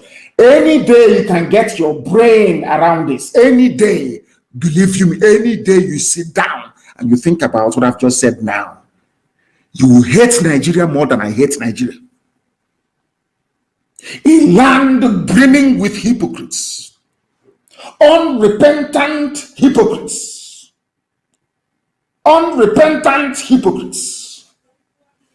evil people.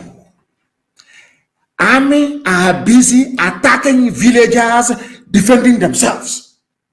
None of you can reason. None of you can think and ask yourself, but so that what it means is that all these people, Fulani killers, that what they're doing is legitimate. That's what you're saying by your silence. That's what it means. That is why when I read Zoo newspapers, when I read their commentators or people talking about Nigeria, I laugh at them. Do you know why I laugh at them? Because they are very, very foolish. I have never heard before that the army attacked any camp run by bandits. I have never heard that. I have never heard that helicopter gunships went looking for Fulani terrorists. Never, ever before. Maybe against Boko Haram, because Boko Haram is killing them. That's all. Now ask yourself why that is the case. Any day you answer that question, believe you me, you will despise the zoo more than I do. These are the things you need to understand. These are the things that you need to know about your stupid one Nigeria.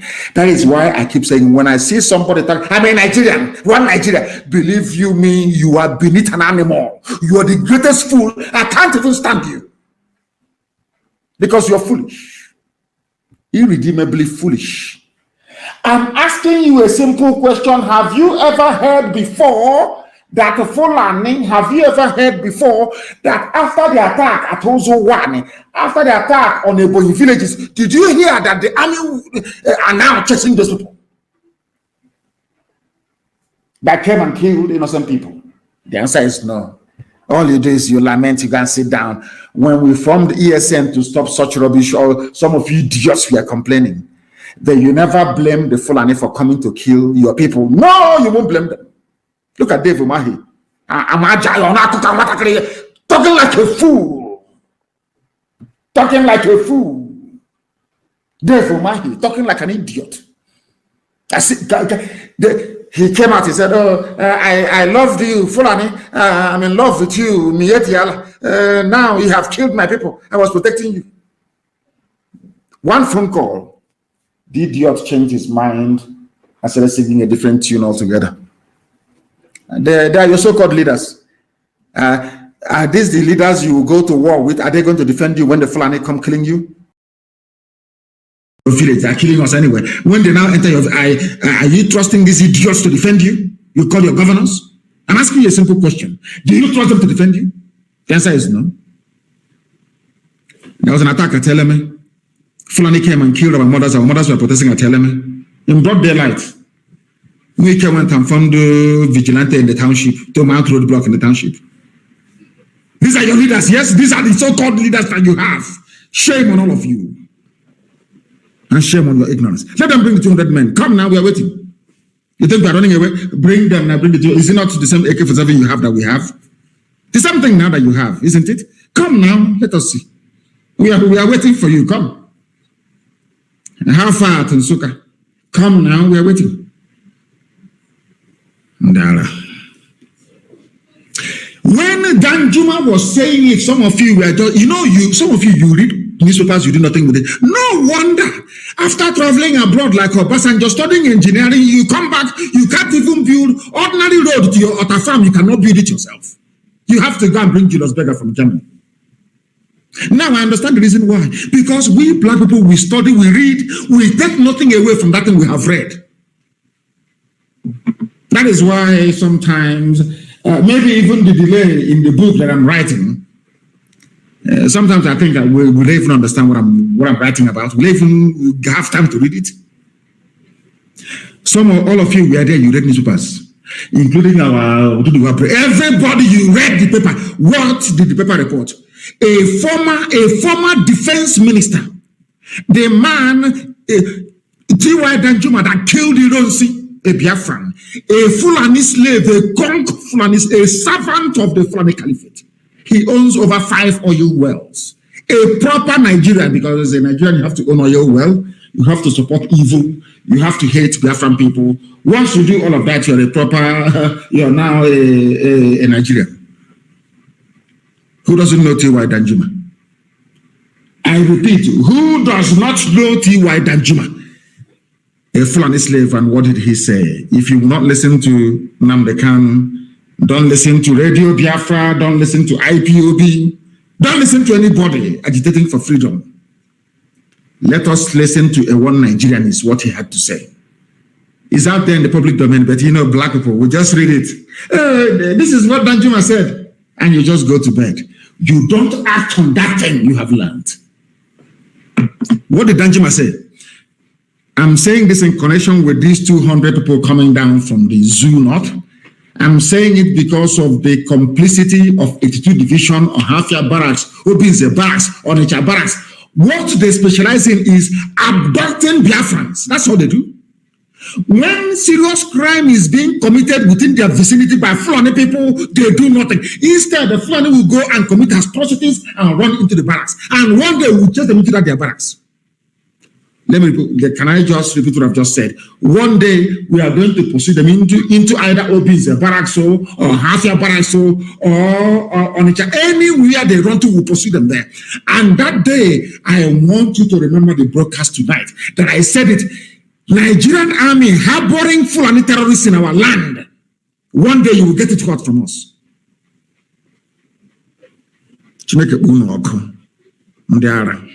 I will tell you what Danjuma said. Danjuma said, the armed forces of Nigeria are not neutral. Do you know what is paining me? This was the submission. This was the submission. This was the submission that Danjuma made to British government, to Britain. This was the, I don't know, why is this thing jumping? Why are they putting me back on old program? Well, what is going on? What is going on? Zoo people, are you tampering with my broadcast or what? What is happening? What is happening? People are tampering with Zoo people. They're all over the place. What did Daniel read it for you? The armed forces of Nigeria are not neutral. What it means is that the armed forces of Nigeria are working for Fulani interest. Because maybe sometimes when we read this grammar, all this grammar, some of us don't understand what it means. I will break it down for you. The armed forces of Nigeria are not neutral, which means you see your soldier, our boys, our soldiers, they are working for Fulani interest. They collude with armed bandits. A former defense minister, somebody who fought against Biafra, somebody that has 5 oil wells. In other words, it is in his interest for Nigeria to continue. What is he saying? He is saying that your so-called Nigerian armed forces are supporting Fulani terrorists. Those that came to Ozo to kill us. That was why the army did not respond. Those that went to kill us, that was why the army and police never responded. Instead, they will come and try to stop us from exacting revenge against these people. And when Danjuma said this thing and it was widely published and reported, where did your brain go to? I'm asking all of you, where did your brain, your skull, where did it go to? Does it mean you didn't quite understand what was happening or what? Danjuma said that the reason why, let me repeat, the reason why Fulani bandits are everywhere killing people is because Nigeria army is with them, working with them and supporting them. Do you know the funniest thing? This submission was made to United Kingdom government by Danjuma. Is Danjuma a Biafran? Danjuma was the man that killed Ironsi. Nobody can accuse him of loving Biafra or IPOB or having any, should I say, secessionist tendencies.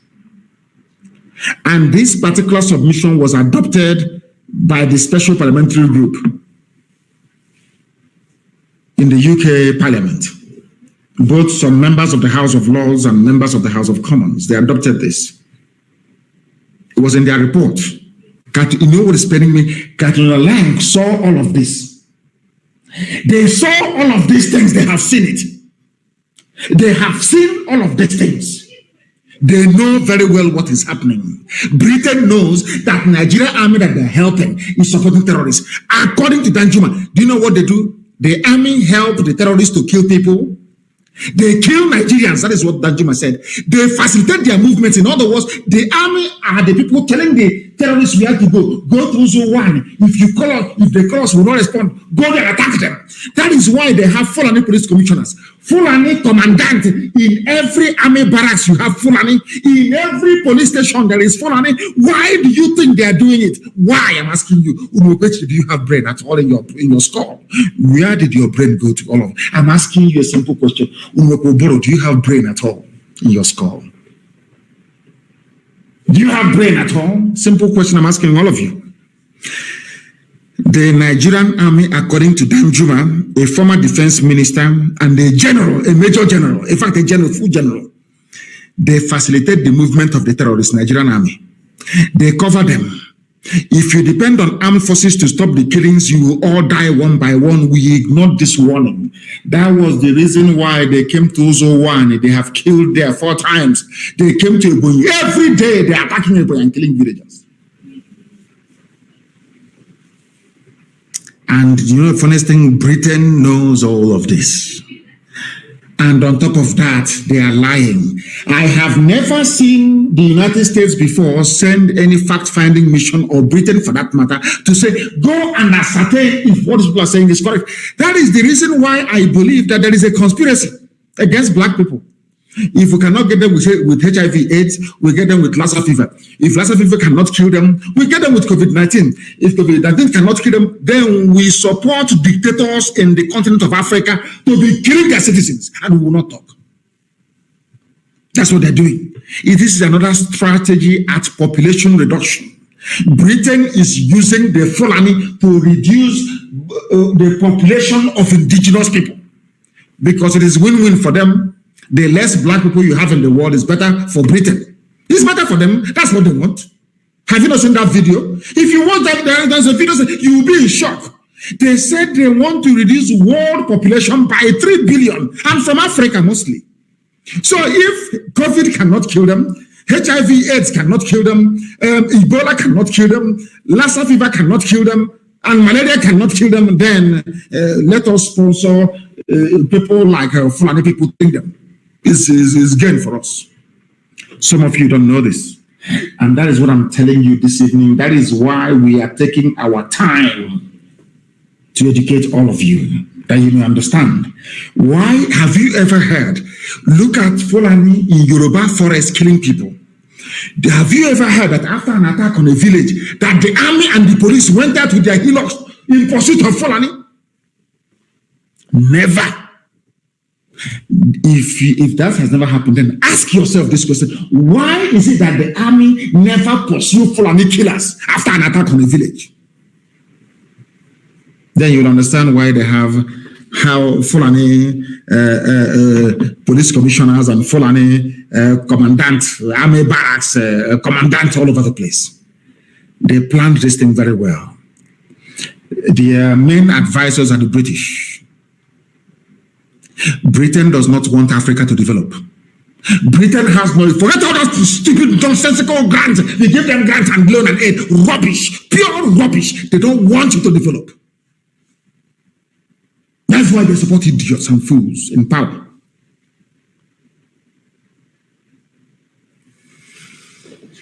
That is the reason why they issued the nonsensical Lekki report on the shooting. And there was something that Frederick Douglass said. I'm quoting this thing for Britain so they understand. Britain, you know how stubborn we are.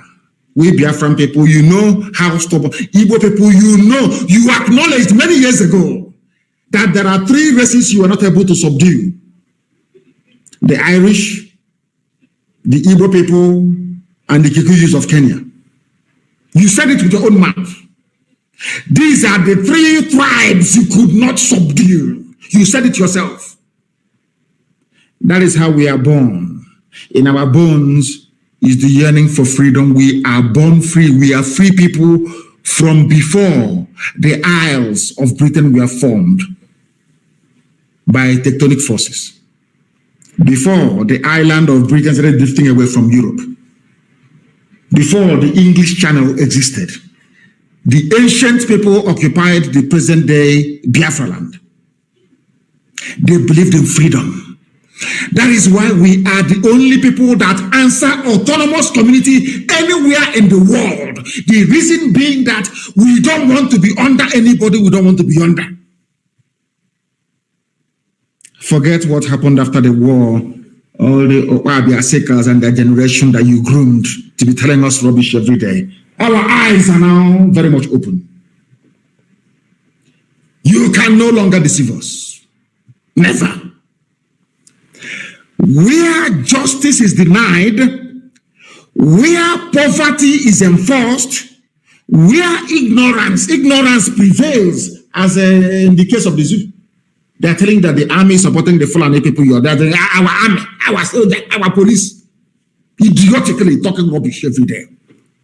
Where ignorance prevails, as it is in the zoo called Nigeria, where any one class is made to feel that society is an organized conspiracy to oppress them, rob and degrade, neither persons nor properties will be safe.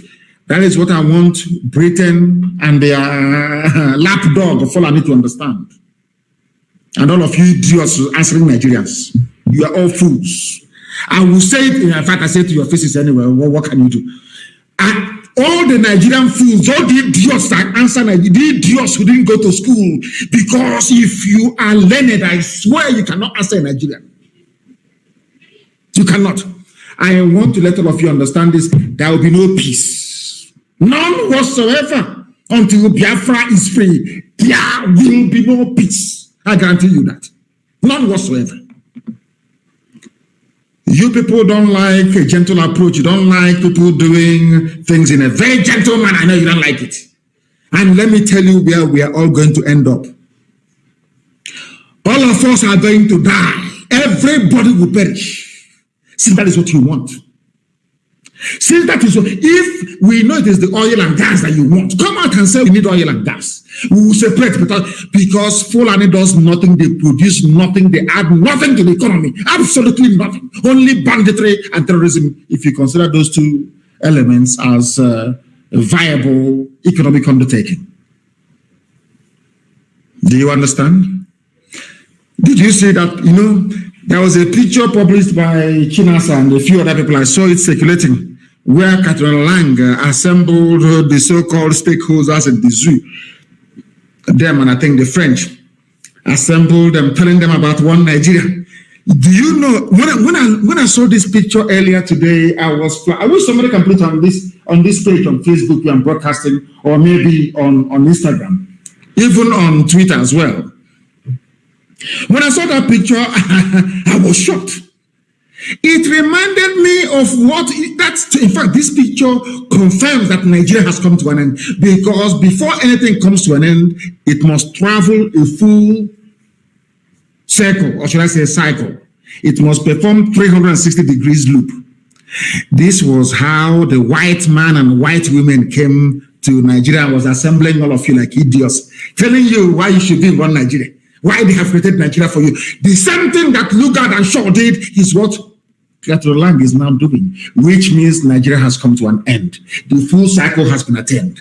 The same way they started is how they are ending. They are begging, oh, please come, be one Nigeria. All of you must be together. Why are you begging me? Catherine Lang, why is the British begging me to be part of Nigeria? Why? If they're not gaining anything, why, I ask you? Where we come from, there's something we say, I don't want. You are carrying me on the back and my leg is almost on the floor. Scratching and bruised. Please drop me, I don't want it. Britain is pretentious. You pretend you care, but you don't care. You are evil and you're wicked. You pretend. Why are you calling this meeting? Because by all of you being on this table, all these monkeys I can see here, by all of these fools being on this table, it means that the oil and gas will keep on flowing for free.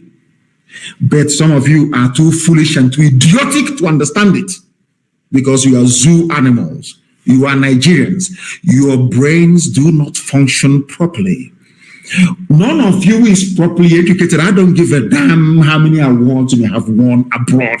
Pure rubbish. I don't give a toss how good your command of English language is. Pure crap and rubbish. You cannot reason. Let me ask you a simple question. Where else in the world can an ambassador gather the stakeholders in that country, lecturing them on how to run their country? Where else? You people are the ones degrading and demeaning Africa.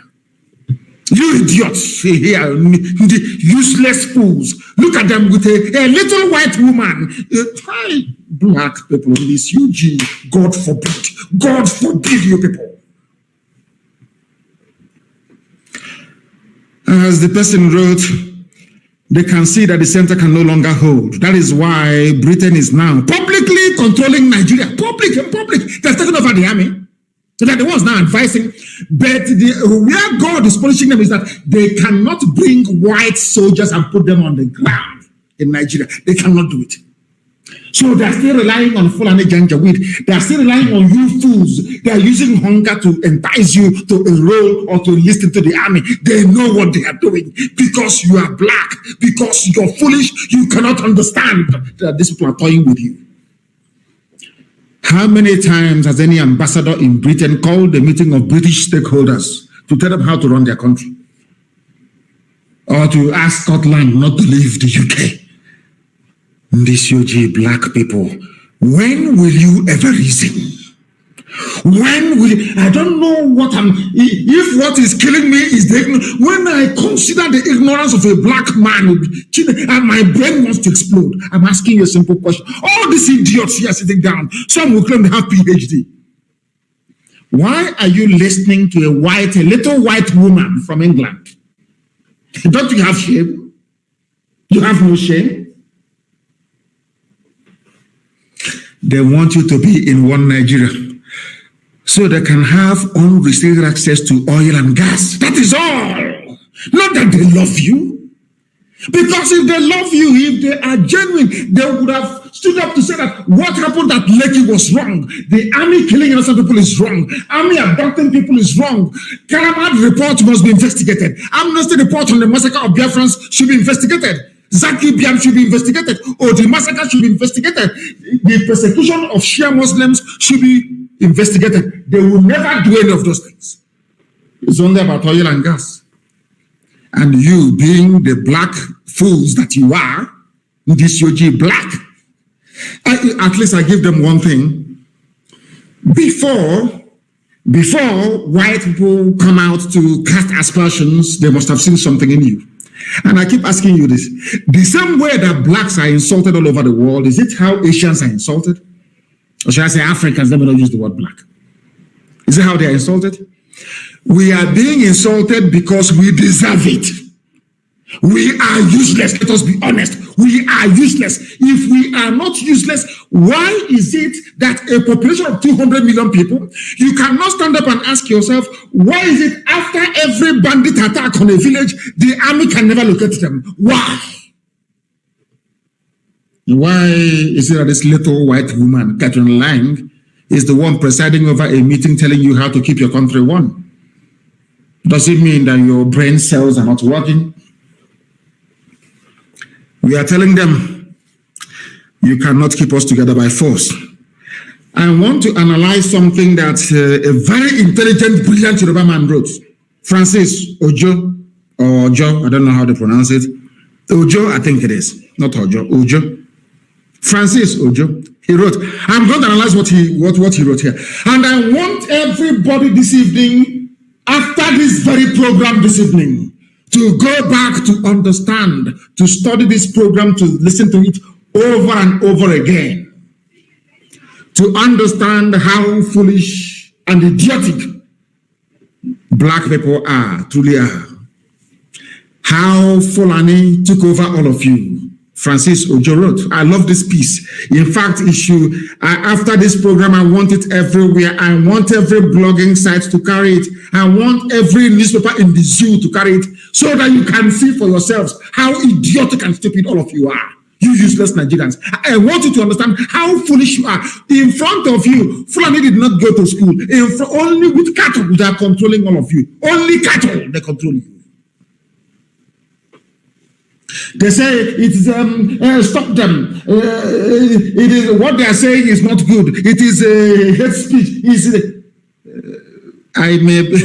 They call what I say hate speech, but what they have is hate action.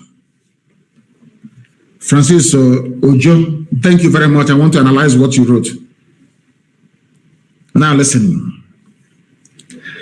The strategy of the British, not Fulani, the strategy of the British in Nigeria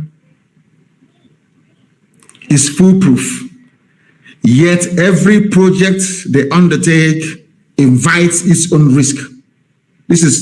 I'm analyzing what somebody else wrote. I will continue.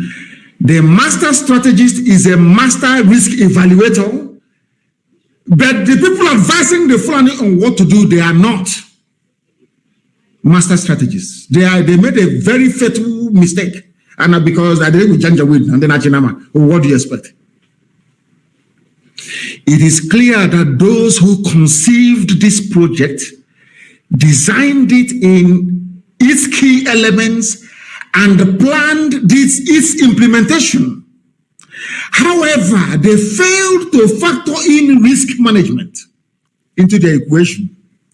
And this is Francis Ojo's evaluation of the project design and plans to hand over Nigeria to Fulani nations of Africa. Nigeria is going to be the homeland of Fulani people. Some of you are sleeping. You are idiotically going through life every day in the zoo, not understanding what is going on, not understanding what is happening. But today, I am going to enlighten you, courtesy of this, our brother that wrote this very compelling piece.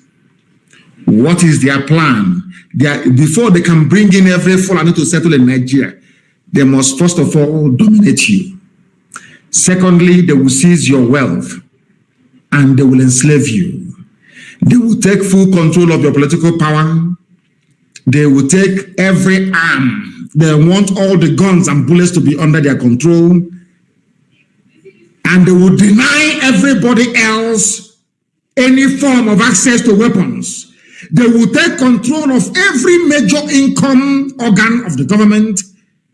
They will deny everybody else access to funds, and I'll prove it to you tonight. Finally, they will move in and take over your land and your forests. That is what has been happening in the zoo since 2015. And I want to prove it to you tonight. I want to prove it to you tonight. I will prove it to you tonight so that you may understand what life has in store for all of you in the damnable zoological republic. Thanks to our brother. What did he say here? This is their design. They will dominate you. And for Britain to give Fulani exclusive control to dominate everybody else, they started very cleverly. What they did to IPOB when we started as well, they said that the Igbo man is domineering. You understand? Britain cleverly designed that with their Fulani counterparts. Unfortunately, some Yorubas fell for it, shamefully.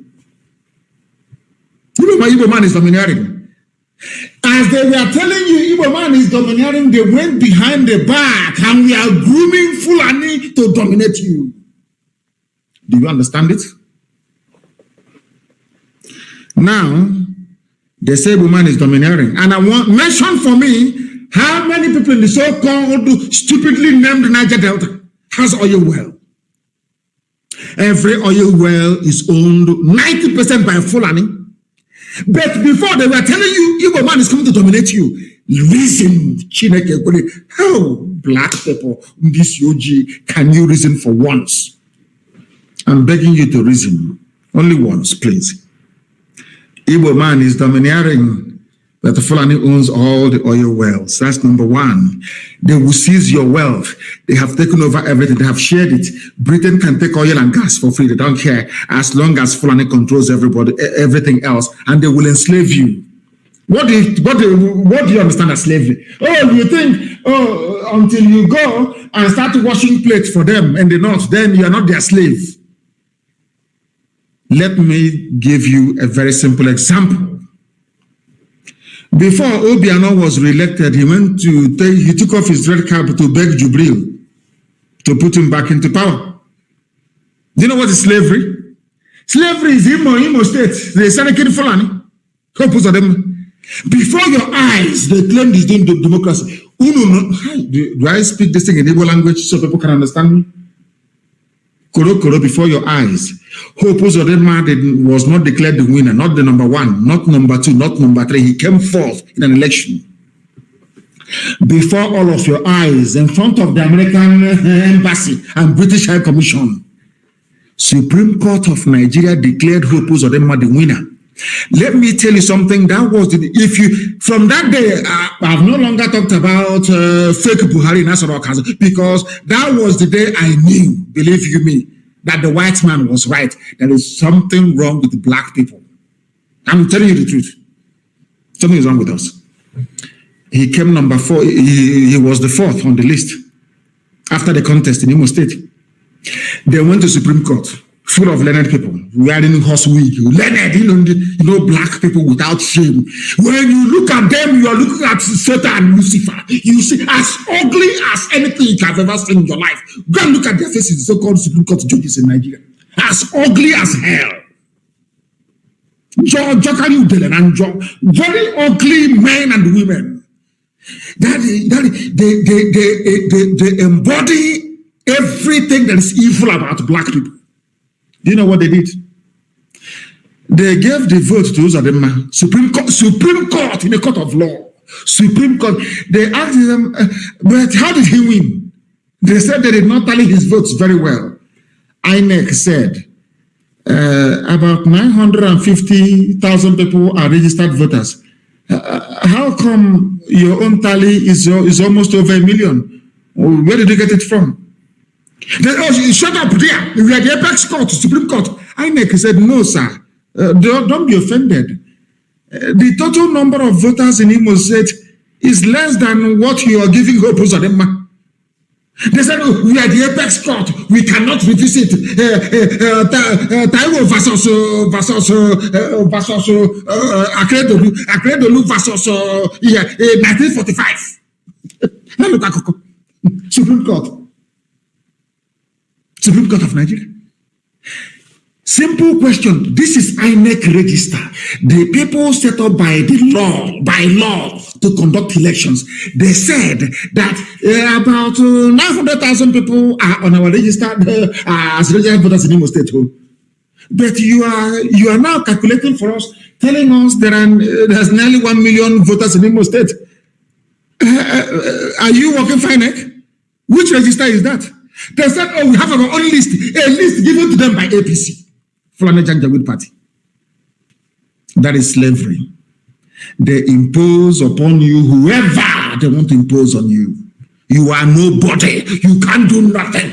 That is the meaning of slavery if you don't know. Hope Uzodinma signifies slavery and damnation upon our people. If you don't know, let me tell you. All your education is a waste. All that crap, speaking useless grammar, talking complete waste. You're a slave. You ask me how. Then I'll ask you to look at Imo State Douglas House. How can somebody who came fourth, not even second, not third, emerge as the governor of a state? Where did Supreme Court get their own voters register from? INEC testified and said to the court, you have higher number of voters than we have on voters register. Where did you get it from? From APC government. And you claim you're a Nigerian. Yeah, I mean, we Nigerians. Mad people everywhere. Your brain cells are, every Nigerian is a lunatic, is a complete mad idiot. Every Nigerian is. Complete fool. I despise them. Complete idiots from top to bottom. Today, Hope Uzodinma is sitting at Sambakwe's chair. A sacrilege, if you ask me. presiding over the affairs of Imo State. From number four, Supreme Court of Nigeria. Apex Court, Apex. Hey, black people on this UG. Now you know you're slaves in the zoo. Now they're telling you, if you don't join APC, you cannot win. Because they know they are waiting for you. I never had the result, and that's it. Only in Edo State where people were shouting. And America, for once, I don't know what possessed them, said if you rig elections in Edo, no visa for you to US. They now sat back and Obaseki won. That's all. If not, it's back as usual. If at all he has won. Now listen very carefully. They will enslave you. They will take full control of political power. Every armed forces is under their control.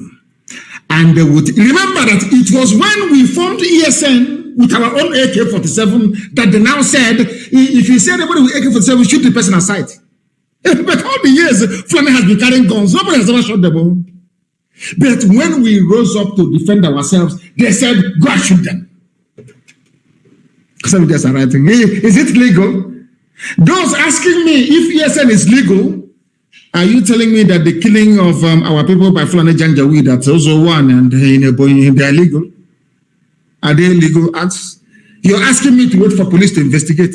The same police that Danjuma told you are colluding with them. The same army colluding with them. Don't you have brain in your skull? They have taken over political power. They own INEC. INEC will not resort now. All arms are under their control. And they will deny everybody access to arms. And they will move in to take over your space. That is why Yoruba people are in Benin Republic as refugees. Your papers won't report it in the zoo, but it's true. That's why I'm asking a fact check AFP. Why have they not done fact check on what I'm saying? Do we have Yoruba people as refugees in Benin Republic or not? Simple yes or no answer. But there are some Yoruba people shouting, one Nigeria. We Nigerians. The same Nigeria that put their brethren, you know, we black people, we lack empathy, we have no soul, we have no, we are the embodiment of evil. Very wicked set of people. And black people are wicked. The definition of wickedness you find in a black man, very, very envious, evil, and wicked. I'm telling you the truth. You have Yoruba people in Benin Republic as refugees. A Yoruba editor is writing in Lagos, we Nigerians, we are in one Nigeria. Let's keep Nigeria one. The same Nigeria that put you in Benin Republic as a refugee. And yet you're not fighting a war because Fulani wants to take over your land. Now, our dear brother Francis Ojo now went further to he put it in phases, phase 1, phase 2, how they did it. Phase 1, Fulani took over all the 3 organs of government. Classic pincer movement. Today, according to our dear brother, all 3 arms of government, you know what is the executive? That's the presidency. The legislature, which is House of whatever they call it, Senate and the House of Reps. The Chief of Staff, the President of the Senate, Chief Justice of the Federation, Deputy Speaker of the House of Representatives, even the Speaker of the House of Reps, he was a Muslim, converted to Christianity. When he wanted to be the Speaker of the House of Representatives, he went back to, he became a Muslim again. Baja Biamila. That is slavery. Before he became the Speaker of the House, he reconverted from Christianity to Islam. And you say you're not slaves in the zoo. Unbelievable. The Chief Justice of the Federation, Janjaweed. And you know, whoever controls political power controls everything. That is when I hear people saying, you know, those some people saying, invest at home. Take your investments home. The person who determines if your investment will get home or not are those in Abuja controlling the power. You can decide to relocate your factory from Abuja to Ipob. And on the way, near before you get to Hamufu, customs will park you on one side and say that your brake light is not showing very well. We're going to the station. They will go to the station, they will tell our guy who is a Fulani Janjaweed, or guy DPO, this man wants to go and build factory in Ipob. He will say, park him inside the yard. We are waiting for Abuja for clearance. It will decay there because they hold political power. That's something you don't know, do you? How did Obasanjo destroy stock market? Stockfish market in Aba? How did they destroy Opreka market, second-hand clothing, textile in Aba? One stroke of the pen in Lagos, all destroyed completely overnight.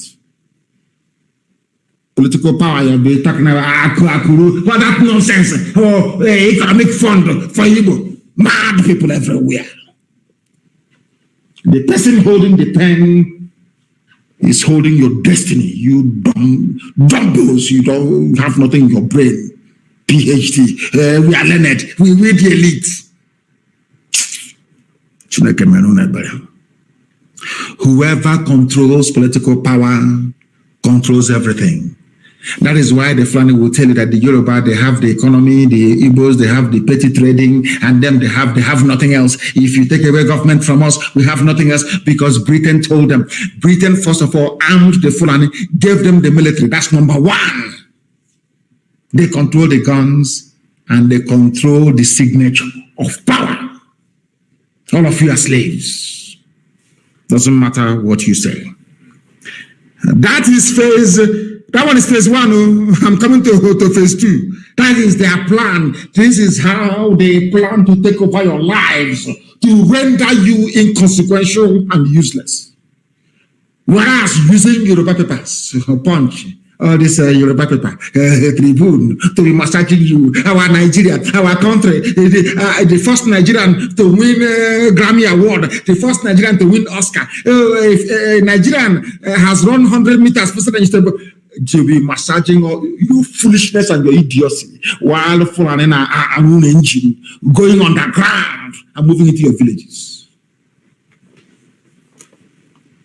Phase two of your ignorance. Phase two of your ignorance. Listen. We have given you phase one. This is phase. I'm going to publish this. This is a lesson. This should be studied in every university. It's a lesson. How Fulani conquered all of you. In broad daylight, Koro conquered you and took over your land. Who knows you? Asoku Kandiara. Mad people. Fulani took over your land. Without Barakatu.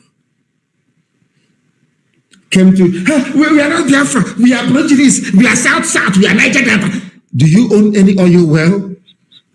That says no. You fools. Because Britain understands that if you join Biafra, they can no longer have free access to your oil and your gas fields. Idiot, understand it. It's common sense. Divided you fall. Phase two, they moved to put all arms, gun. That's what arms means, gun and bullet. Fulani moved to put every gun and bullet under Fulani control. How did they do it? You ask. Our brother told us how they did it. This evening I will tell you how they managed to do it in very simple arithmetic. Chief of Army Staff, Fulani. Chief of Naval Staff, Fulani, which means that the head of the army of the whole of Nigeria is a Fulani man. Mind you, president is Fulani. Also, they speak. It's Fulani presidency because Buhari is long dead. Well, I'll come into that this year. Chief of Army Staff, the controller of, because when I say Chief of Army Staff, some of you may, because they no longer teach you anything in your schools, you may not understand what it means. Chief of Army Staff means the man that controls the army. It's Fulani. Chief of Naval Staff, you know those that wear white in the desert, those morons, they wear white. Somebody from somewhere where there is no water, from an arid desert, is the Chief of Naval Staff. Dealing with water. Or should I say armaments on top of water. Chief of Naval Staff is Fulani. IG of police, the overall of police. You see those police you see, their controller is Fulani. The Director General of DSS, those ones that kidnap people at night in the name of state security. Is Fulani, DSS is Fulani. The National Security Advisor, the one that will tell the presidency where to take troops to inside Nigeria, is Fulani. And you all of you come went to school, Nigerians. I've graduated now. I read law. I read agric engineering. I want to do my youth service. Now I know that your brain cells are not complete. Now listen. National Security Advisor Fulani, Minister of Defense Fulani. These are the people that control arms and decide where troops go. Commander of NSCDC, I think it's Civil Defense Fulani. Chairman of NDLEA, Drugs Agency, Fulani, not minding that Fulani people take more tramadol than anybody else. All intelligence services, military and civilian, are all Fulani. Now, tell me the definition of domination. Those of you that claim you're from South Nigeria, all that rubbish. Now, define domination for me. Define it.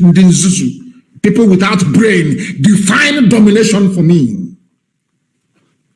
And there are. It's not. Oh, you think I finished? No, I have not finished. Though. Everybody you see carrying gun in Nigeria, the Agapata is Fulani.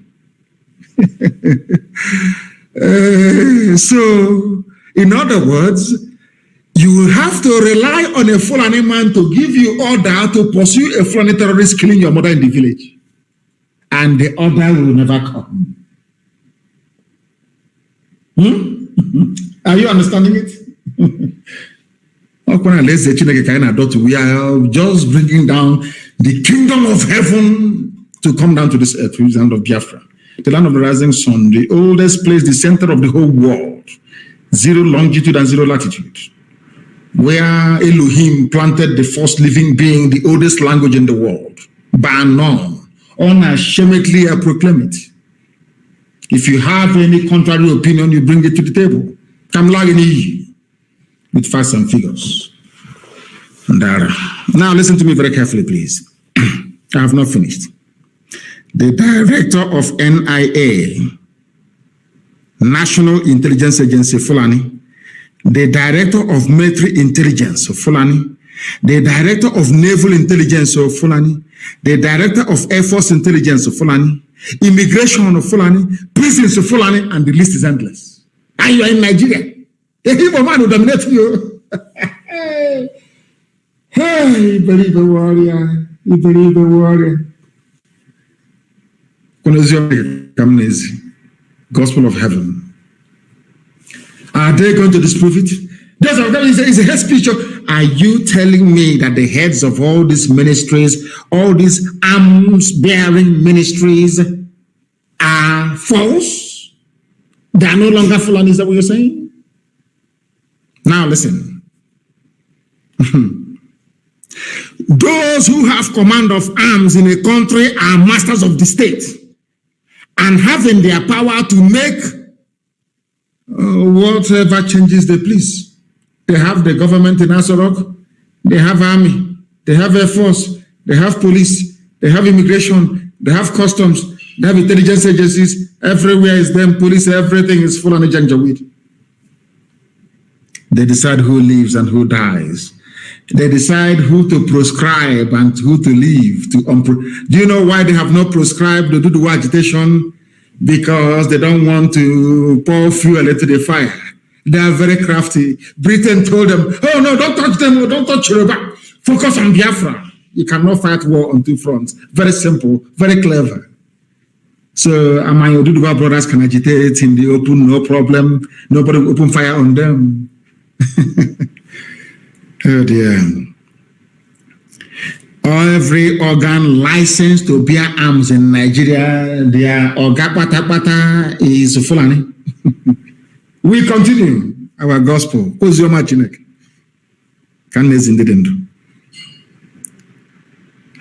Nigerians must surrender their arms except Fulani headsmen. Still not fully comfortable with the capacity of other Nigerians to offer resistance after we launched our ESN.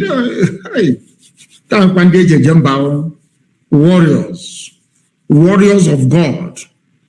ESN, warriors of God, I'm telling you. Eastern Security Network. They never said anything about banning everybody once we launched ESN. And I would do our brethren, they rose up as well to say enough is enough. They made the announcement. Nigeria police that previously never saw any AK-47 and never challenged them openly. I challenged the Nigerian police and Nigerian army to tell me where they engaged Fulani terrorists in the forest before. In the whole of Nigeria, where?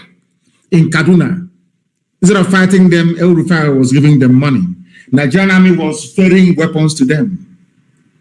PhD holders, learned, we the elite, learned people in Nigeria.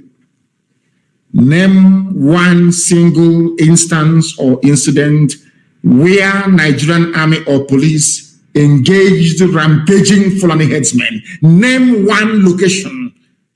And how many Fulani attacks have we had in the past 5 years? Over 1,000. Not one single police or army response or confrontation with these murderers from the Sahel. What does that tell you about your one Nigeria? What does that tell you about one Nigeria? All you need to know. The one Nigeria. Ignorance is a disease. They never acknowledged that Fulani people were bearing AK-47 until they announced it. Every Nigerian with 21 days unlicensed guns, bring it back. And this was targeted at Eastern Security Network and nobody else. And the Fulani bearing terrorists and murderer, a rapist and a bandit. Till today, they're still carrying their guns till this very minute in the zoo. How many of them have they arrested? How many, I'm asking you? With those of you idiots that believe in your useless one Nigeria, how many people have they arrested so far bearing arms? Fulani? None. Instead, they give them more. They even give them army uniform. Again, there was something that Aristotle said. He said, both oligarch and tyrant mistrust the people and therefore deprive them of their arms. Anybody who is asking you not to be armed, that person is an oppressor, is a tyrant. Danjuma said you should get arms. Former defense minister of Nigeria, when his village came under attack, he now realized and said, oh, please go and get arms so all of you go and get your guns and your weapons. Phase 4 of your conquest. You Nigerian idiot from the south, phase 4 of your conquest. They took over all your money.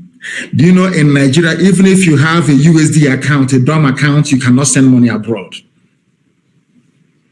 They had what they call the single TL, that STA account, or that rubbish. Remember that when Buhari was alive, the first thing he did was to consolidate and centralize the money.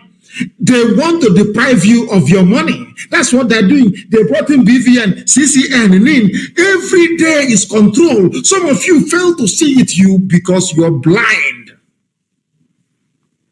You are all educated in the zoo. You know nothing. You didn't go to that thing is not school.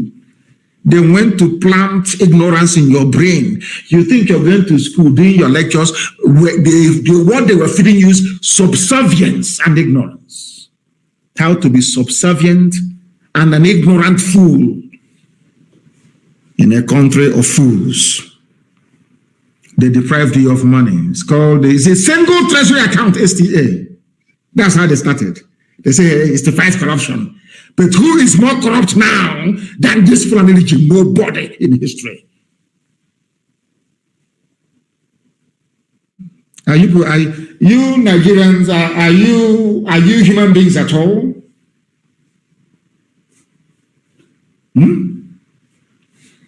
Are you all these idiots? I say I'm a Nigerian. Are you sure you're normal?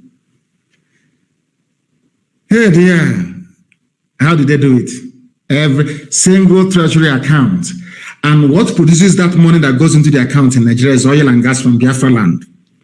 NMPC, which accounts for 76% of federal revenue, 40% of overall gross domestic product, and 98% of all export earnings is under one man, one Fulani man. His name is Mele Kyari from Abba Kyari clan, from the family. Are you understanding now? One Nigeria Delta, South, are you focusing now? Is your brain working? The same slave master, the Kyaris, Fulani Brono. Should I preach on or should I stop? Because Zulu people are animals. I just want to stop. The Zulu people who cannot reason very well. Fulani has taken all of you over. They have conquered all of you. Maybe there's something in Suya. There's something in Fulani cow. I'm telling you the truth. After all, they make love to the cow. They wash their face with the urine from the cow. Everything from the cow. They do. Maybe I don't know what they have done to us. Maybe it's from the cow. People said I should preach the gospel of heaven. From heaven itself. The 4 highest revenue earners we are put in the hands of Fulani Muslims from the north. NMPC is in their hands. Federal Inland Revenue Service is in their hands. Oh God in heaven. God in Nigerian Ports Authority is in their hands. Customs, Fulani. Colonel Hamid Ali, a Muslim Fulani. That is not all. How about people that spend money in Nigeria? How about those governmental departments that spend now? I've told you those that collect the money from all of us or sell oil and gas for us, all Fulani. How about those that are now going to spend the money? Defense, Department of Finance, Education, Justice, Federal Capital Territory, Agriculture, Police Affairs, Aviation, Communication, Power, Water Resources and Humanitarian Affairs. All of them are headed by, surprise, surprise, Fulani.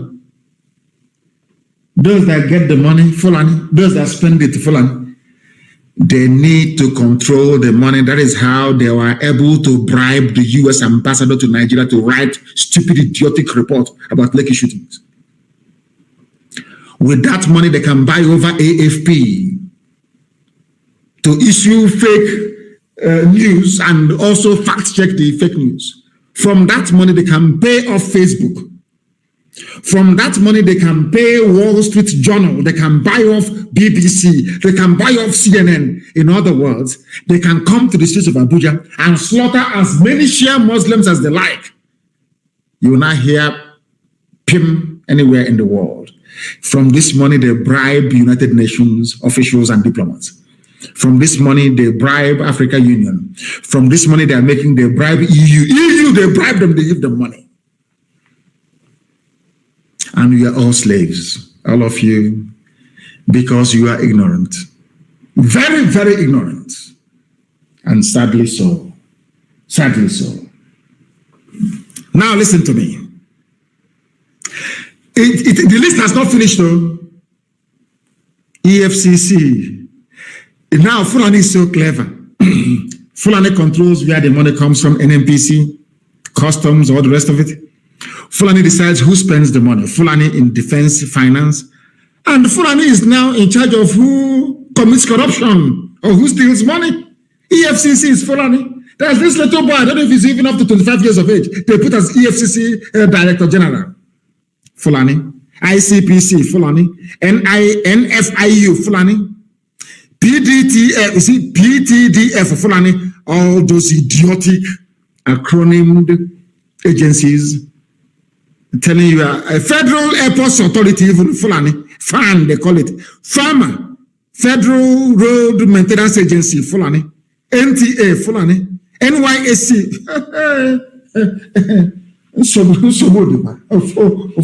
Fulani. No wonder they see Nigeria as an Islamic state. And then they brought Okada to you. All those Okada people you're saying, if you can speak passable Fulfude or Hausa, they give you Okada, you come to the south. They were their spies for very many years. They were their, should I say, sleeper cells that they implanted into our villages. It's those shining shoes for us, those who are cutting our nails. You didn't know that they were spies and agents of Fulani Janjaweed march to the Atlantic Ocean. Now they are everywhere, like locusts everywhere. And they are the people now killing and maiming at will. In the daytime, they are Okada riders. In the evenings, they are Fulani terrorists in the bushes. They have now occupied our forest. Phase 6, they are now in our forest telling us, the same people they said we are foreigners before, they're now telling us that they are entitled to ranches in our home towns and villages. I know that Umahi has signed up to it. But as you know, we have ESN, there will be no ranch. I'm sure you know that. It cannot happen. There are, other people can play with that rubbish, but not anywhere in Biafra land. And if you're a governor and you want a second term, you now have to agree to Ruga or Fulani settlement in your state. Then INEC will write for you, or you enter into agreement with Mieti Allah. You people are truly slaves. Truly slaves. One thing they never counted upon was the resilience. And they never say die attitude of your average Biafran. We don't support evil. We are free people. And Britain wants to experiment with Biafran people. They want to prove to themselves that we are white people, so we are the gods of black people. Anything we say you're going to do is what you're going to do because we are white and you're black. Oh, dear me, how mistaken they are. How mistaken they are. We are going to fight until the last person to be free. Do you know how many terrorist Fulani cells there are in Yoruba land? 1,123 Fulani camps inside Yoruba land, inside their forests. And they are confusing Yoruba people with Tinubu, using Tinubu to confuse them. Presidency, Tinubu, the Fulani and Yoruba are one, but Fulani are in your forest. How many Yoruba people are in Fulani forest in the north? 1,123. The Fulani cells are distributed in groups of at least 15 to 20 people, complete with women, arms, and other, should I say, materials of long-term occupation. Yoruba land is gone. Dayan and Pemba, write it down tonight. Yoruba land is gone. 1,100. We are engaging those in our land. Ours was 350 something. ESN is engaging them every blessed day. Yoruba have about 1,123 Fulani cells, active terror cells, Yoruba land. Maybe that's why they killed Yinka Odumakin, because he was a critic of Tinubu. Maybe they poisoned. Britain is there. Maybe they poisoned him. And then Amoteku came, and they shouted and shouted, and they watered down Amoteku until it became nothing. But thankfully, men have now risen up in the West. In the West. And I told you a while ago that is the reason why they have the likes of Obasanjo. Sheikh Gumi, the sheikh of bandits, met with Obasanjo, closed door meeting. Maybe to remind Obasanjo of what he owes them. They love telling people, we made you who you are. I remember one time that Jerry Ghana rose up to speak his mind. They said, shut up there. We made you who you are today. We Fulani made you. And he shut up very quickly. Maybe they're reminding, because this is in the news here, in Punch newspaper. Gumi, northern leaders in closed-door meeting with Obasanjo, northern leaders, they won't come to the east. They know that IPOB is in control of the east. They cannot come. Nobody to meet with. They went to the west because Britain told them, once you have Yoruba alliance with Fulani, you can do whatever you like. And as I'm saying to you, my Yoruba brothers and sisters, if you allow yourselves to be deceived, no generation in the world will forgive you again. Never until the kingdom come. The name Oduduwa and Yoruba will be synonymous with infamy forever and ever. If you allow yourselves to be bought over by Tinubu and by Obasanjo, to go back to Fulani again, believe you me, anywhere your name is mentioned, people will laugh at you. Be very careful. We are on the precipice, the threshold of history. Freedom beckons. Don't allow them to deceive you. That is why this very evening I end with a testament that I tweeted a few hours ago. That what is happening in the zoo cannot happen in Biafra land. And it is my testament that every ethnic nationality in Biafra land, Urobo, Isoko, Igede, everybody, Igbo, Efiki Bibio, Idoma, everybody, Igala, everybody, every nationality, regardless of how small you are, if you like, be only 100 people, you are going to have your own confederation. You are going to be a nation within a nation. It's called confederacy. And we cannot be anything like Nigeria. God forbid. All ethnic nationalities in Biafra shall be autonomous. Not in name only, but by virtue of a permanent constitutional guarantee.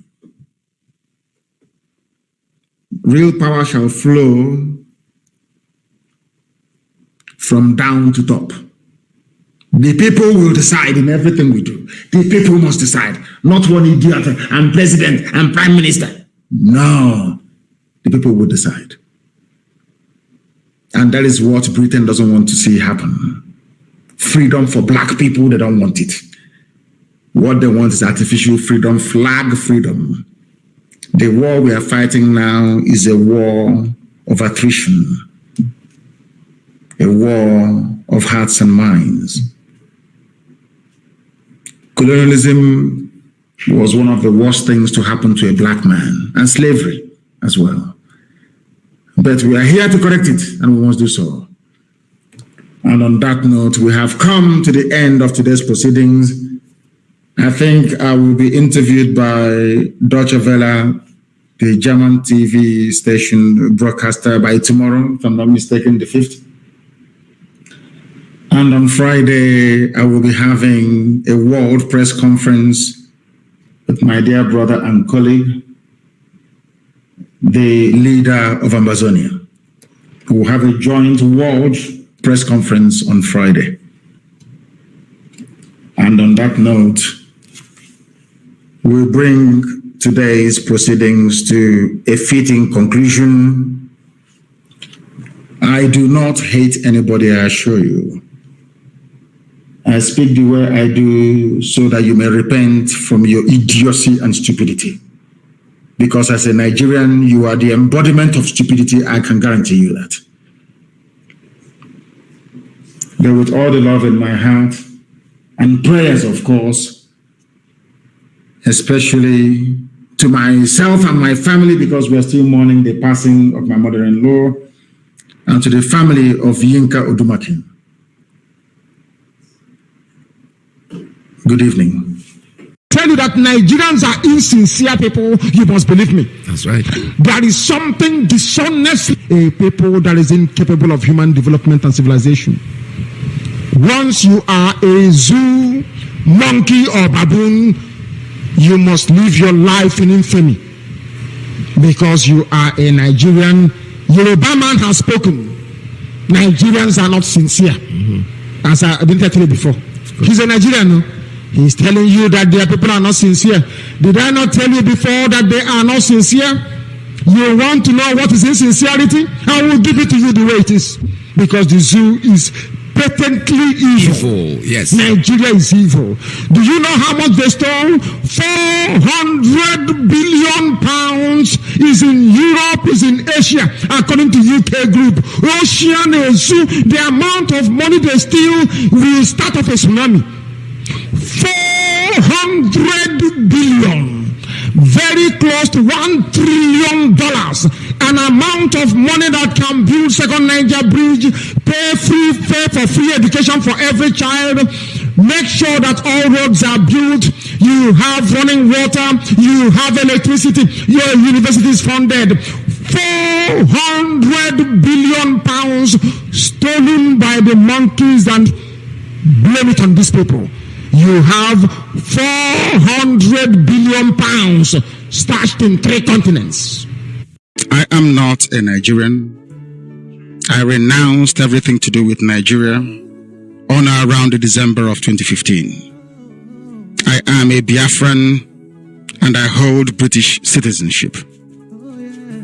Only upon a clear pronouncement of the intentions of that very court, which I suggest to them, should be free of any interference from the executive, will this very case move forward.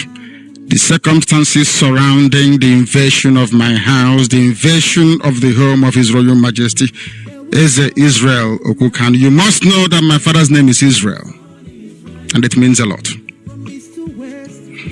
Going forward, there must be guarantees by the international community, so that this case can proceed, and I will prove once and for all that there is something fundamentally wrong with the brain of those that run Nigeria, because I will demolish them in a court of law. For now, let me restate my position that I committed no offenses known to law. What they are charging me with doesn't exist, and they know it. I have no weapon. My only weapon is a microphone. And my courage that Chukwu Kabiama gave me. But it's up to those who persecute me to see reason to call their troops home. Let me state also categorically that IPOB worldwide is committed to the liberation of the land of Biafra from the shackles of tyranny. And we will not relent until a referendum is conducted. If you want us to do anything with you, if you want us to conduct any form of participation in whatever it is that you're doing, there must be a referendum to decide the quest for self-determination for Biafrans. That is our red line. It is not negotiable. We intend to achieve our goal through any means recognized by national and international laws. My fellow Biafrans, my compatriots, please indulge me to sincerely thank the State of Israel, the persecuted Jewish community in Biafra land, and Israel, and worldwide, who through their prayers and actions contributed in no small measure in assuring my physical safety and well-being. May Chukwu Kabiama bless the land of Biafra. May Chukwu Kabiama bless the land of Israel. Our destiny is before us, and nothing is going to alter that very path. Southeast and South-South are one. There is nothing like Niger Delta. There is nothing like South-South. There is nothing like Southeast. All we have is Biafra.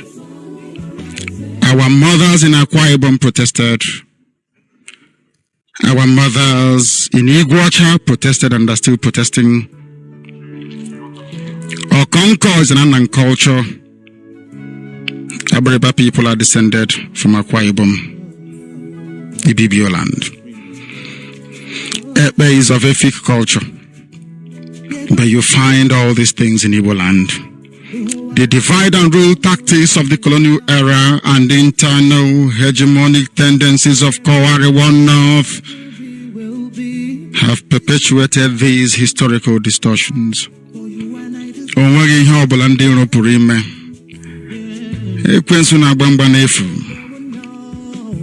IPOB stands on the truth.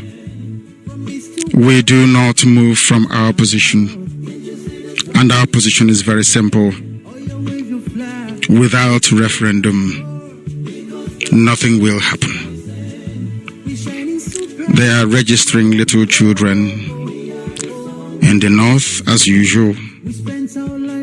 They are doing all they can to hold the people down in bondage. IPOB will not participate in such charade. It is not possible. We are civilized people and we play by civilized rules. There is nothing anybody can do to dissuade IPOB from following this path of total liberation of the land of Biafra. It is sacrosanct. It is not negotiable.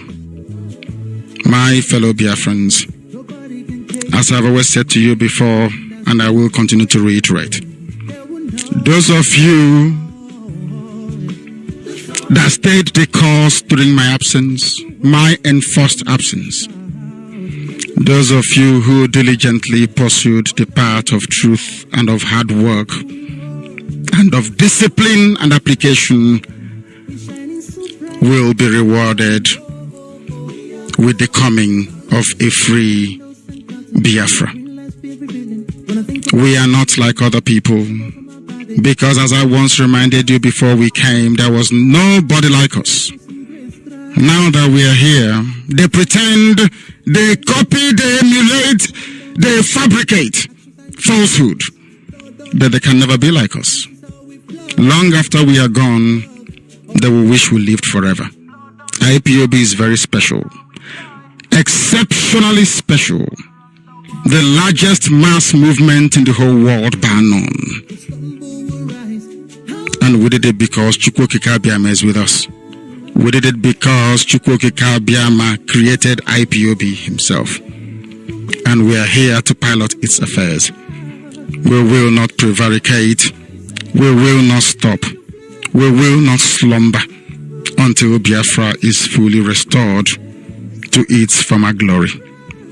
Anybody in doubt as to our resilience and our determination to restore Biafra is not only mistaken, not only misguided, but needs to see a psychiatrist, because we are not stopping.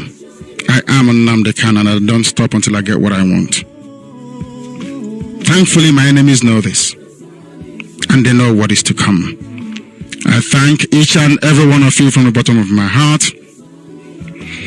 And I wish to remind you, all of you that played a very pivotal role in defending justice and fairness, like Pa Ayo Adebanjo, these are truthful people.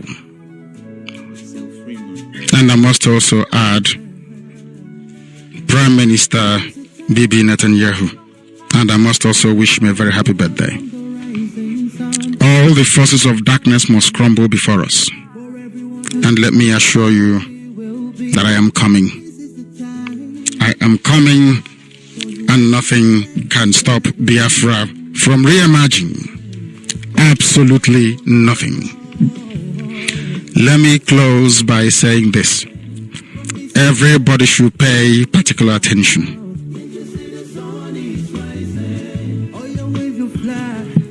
In my distress I cried unto Elohim. Adonai El Shaddai Chukwokika Biama Purimi Henino Nyen Fanagime Farose. I'm not an idol worshipper. Chukwokika Biama will kill me any day I do.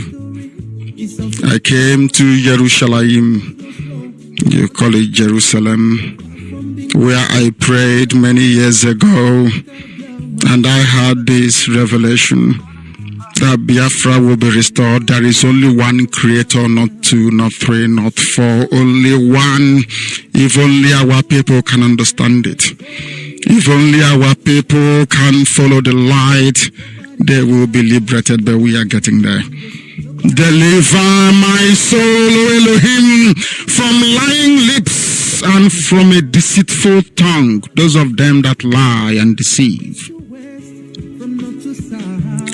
We don't know what shall be given to them or what shall be done to them, those with their false tongues, those that lie and deceive. Sharp arrows of the mighty with the coals of juniper. Woe is me, that I sojourn in the lands of the unbelievers, that I dwell in the tents of those who cannot reason. My soul hath long dwelt with them that hate peace. I am for peace. I, Nnamdi Kanu, is for peace. But when I speak, they are for war. Kachukwu okike abịa mapụrụ m ihe niile bụ onye anyị na-efe. Onye na-adịgide nsọ wee ruo mgbe ebighị ebi. Usu niile nke ndị agha onye nna-akpọku gbara asaa ụbọchị niile. Onye kere eluigwe n'ụwa. Onye ọ bụ naanị ya na-achị. Chineke nna nke kere ihe niile kere eke mana onweghị onye kere ya. Onye anyị na-etu ebighị ebi. Shall be with this IPOB, this noble family of IPOB, till the restoration of Biafra and beyond. All this I pray in the name of the Most High that liveth forever, Hashem, now and forevermore. Ise, Ise, Ise.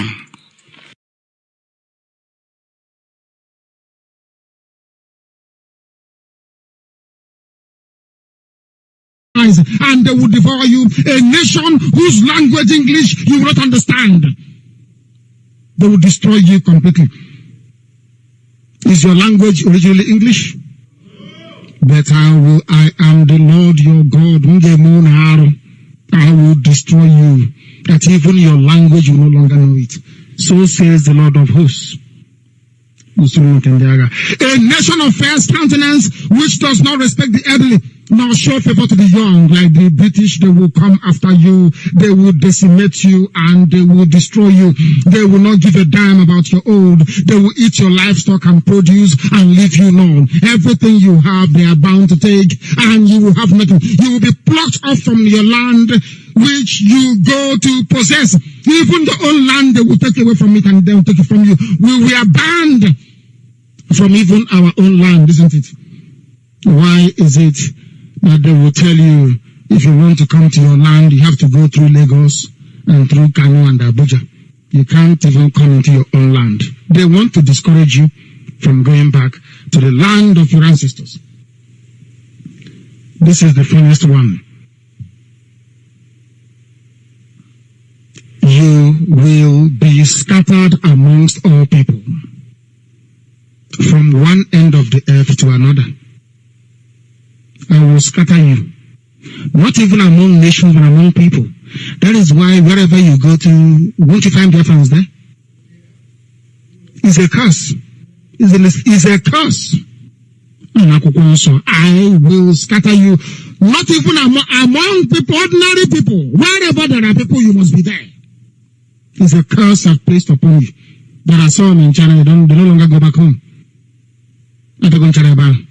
And people are very happy living in other people's country because you have no shame. When I used to live in England, I used to feel ashamed all the time. I will go to look for a job that I know I am more than qualified to do. They will say, oh, due to one reason or the other, they will employ a white person. And somebody will say to me, why don't you write and protest? I say, no, I won't. It's not my country. Anything they like, they can do. Because we lack sense of pride and honor. I will scatter you amongst the peoples of the world. You we are taken. from everywhere to everywhere, and today you are worth nothing. And there you will bow before wooden gods that neither your ancestors have known. The God you were taught to know and love by white people is not the same Chukwuabiama you once worshipped. Everything you know in Emena is pure rubbish. And I said I will preach this gospel. You know me, I preach the truth. I don't give a damn, I don't give a toss. Every Sunday, what you're worshipping is not the true God in heaven. That is what the scripture says, not man. Some of you will say, oh, leave it now. We are doing very well, but you are suffering. All the curses we have read out here will be upon you and your families and generations yet unborn. Ask the senator. If the senator said that they will shoot the son dead, by the same policeman in this zoo, he will say no. But today he's burying a son. Okoro is his name. Shot dead. You exchange the everlasting covenant and laws of the Most High for the thing they brought you from Europe. And today you are suffering. And they have taken possession of everything that you have. Isn't it very funny? Isn't it very, very funny? Righteousness was exchanged for prosperity. Truth exchanged for lies. You became liars. You shall find no rest among those nations. You will tremble in your heart and in your anguish as you're coming here. You will be afraid that police will stop you on the way. It's in the scriptures. Open search. Even in America, are we safe anyway? In China, there are some people planning to call police for their own brothers in China. So that when I'm broadcasting, the police will come and arrest people. They will go about and say, oh, wherever director goes to, nobody should come because police will arrest you. We know them and they cannot come to Biafra land. If they come there, they will die. They know that very well. You will find no rest in Malaysia. No peace of mind. You will hang in doubt all the time. As you leave your house, you don't know if police will come and arrest you and immigration will come. You will live in fear day and night. You will have no assurance of life if you will see tomorrow or not. All these things are in the scriptures. Of course, the book of Deuteronomy. It is very, very sad indeed, but it is true. Is this the paranoia of our ancestors experienced in America?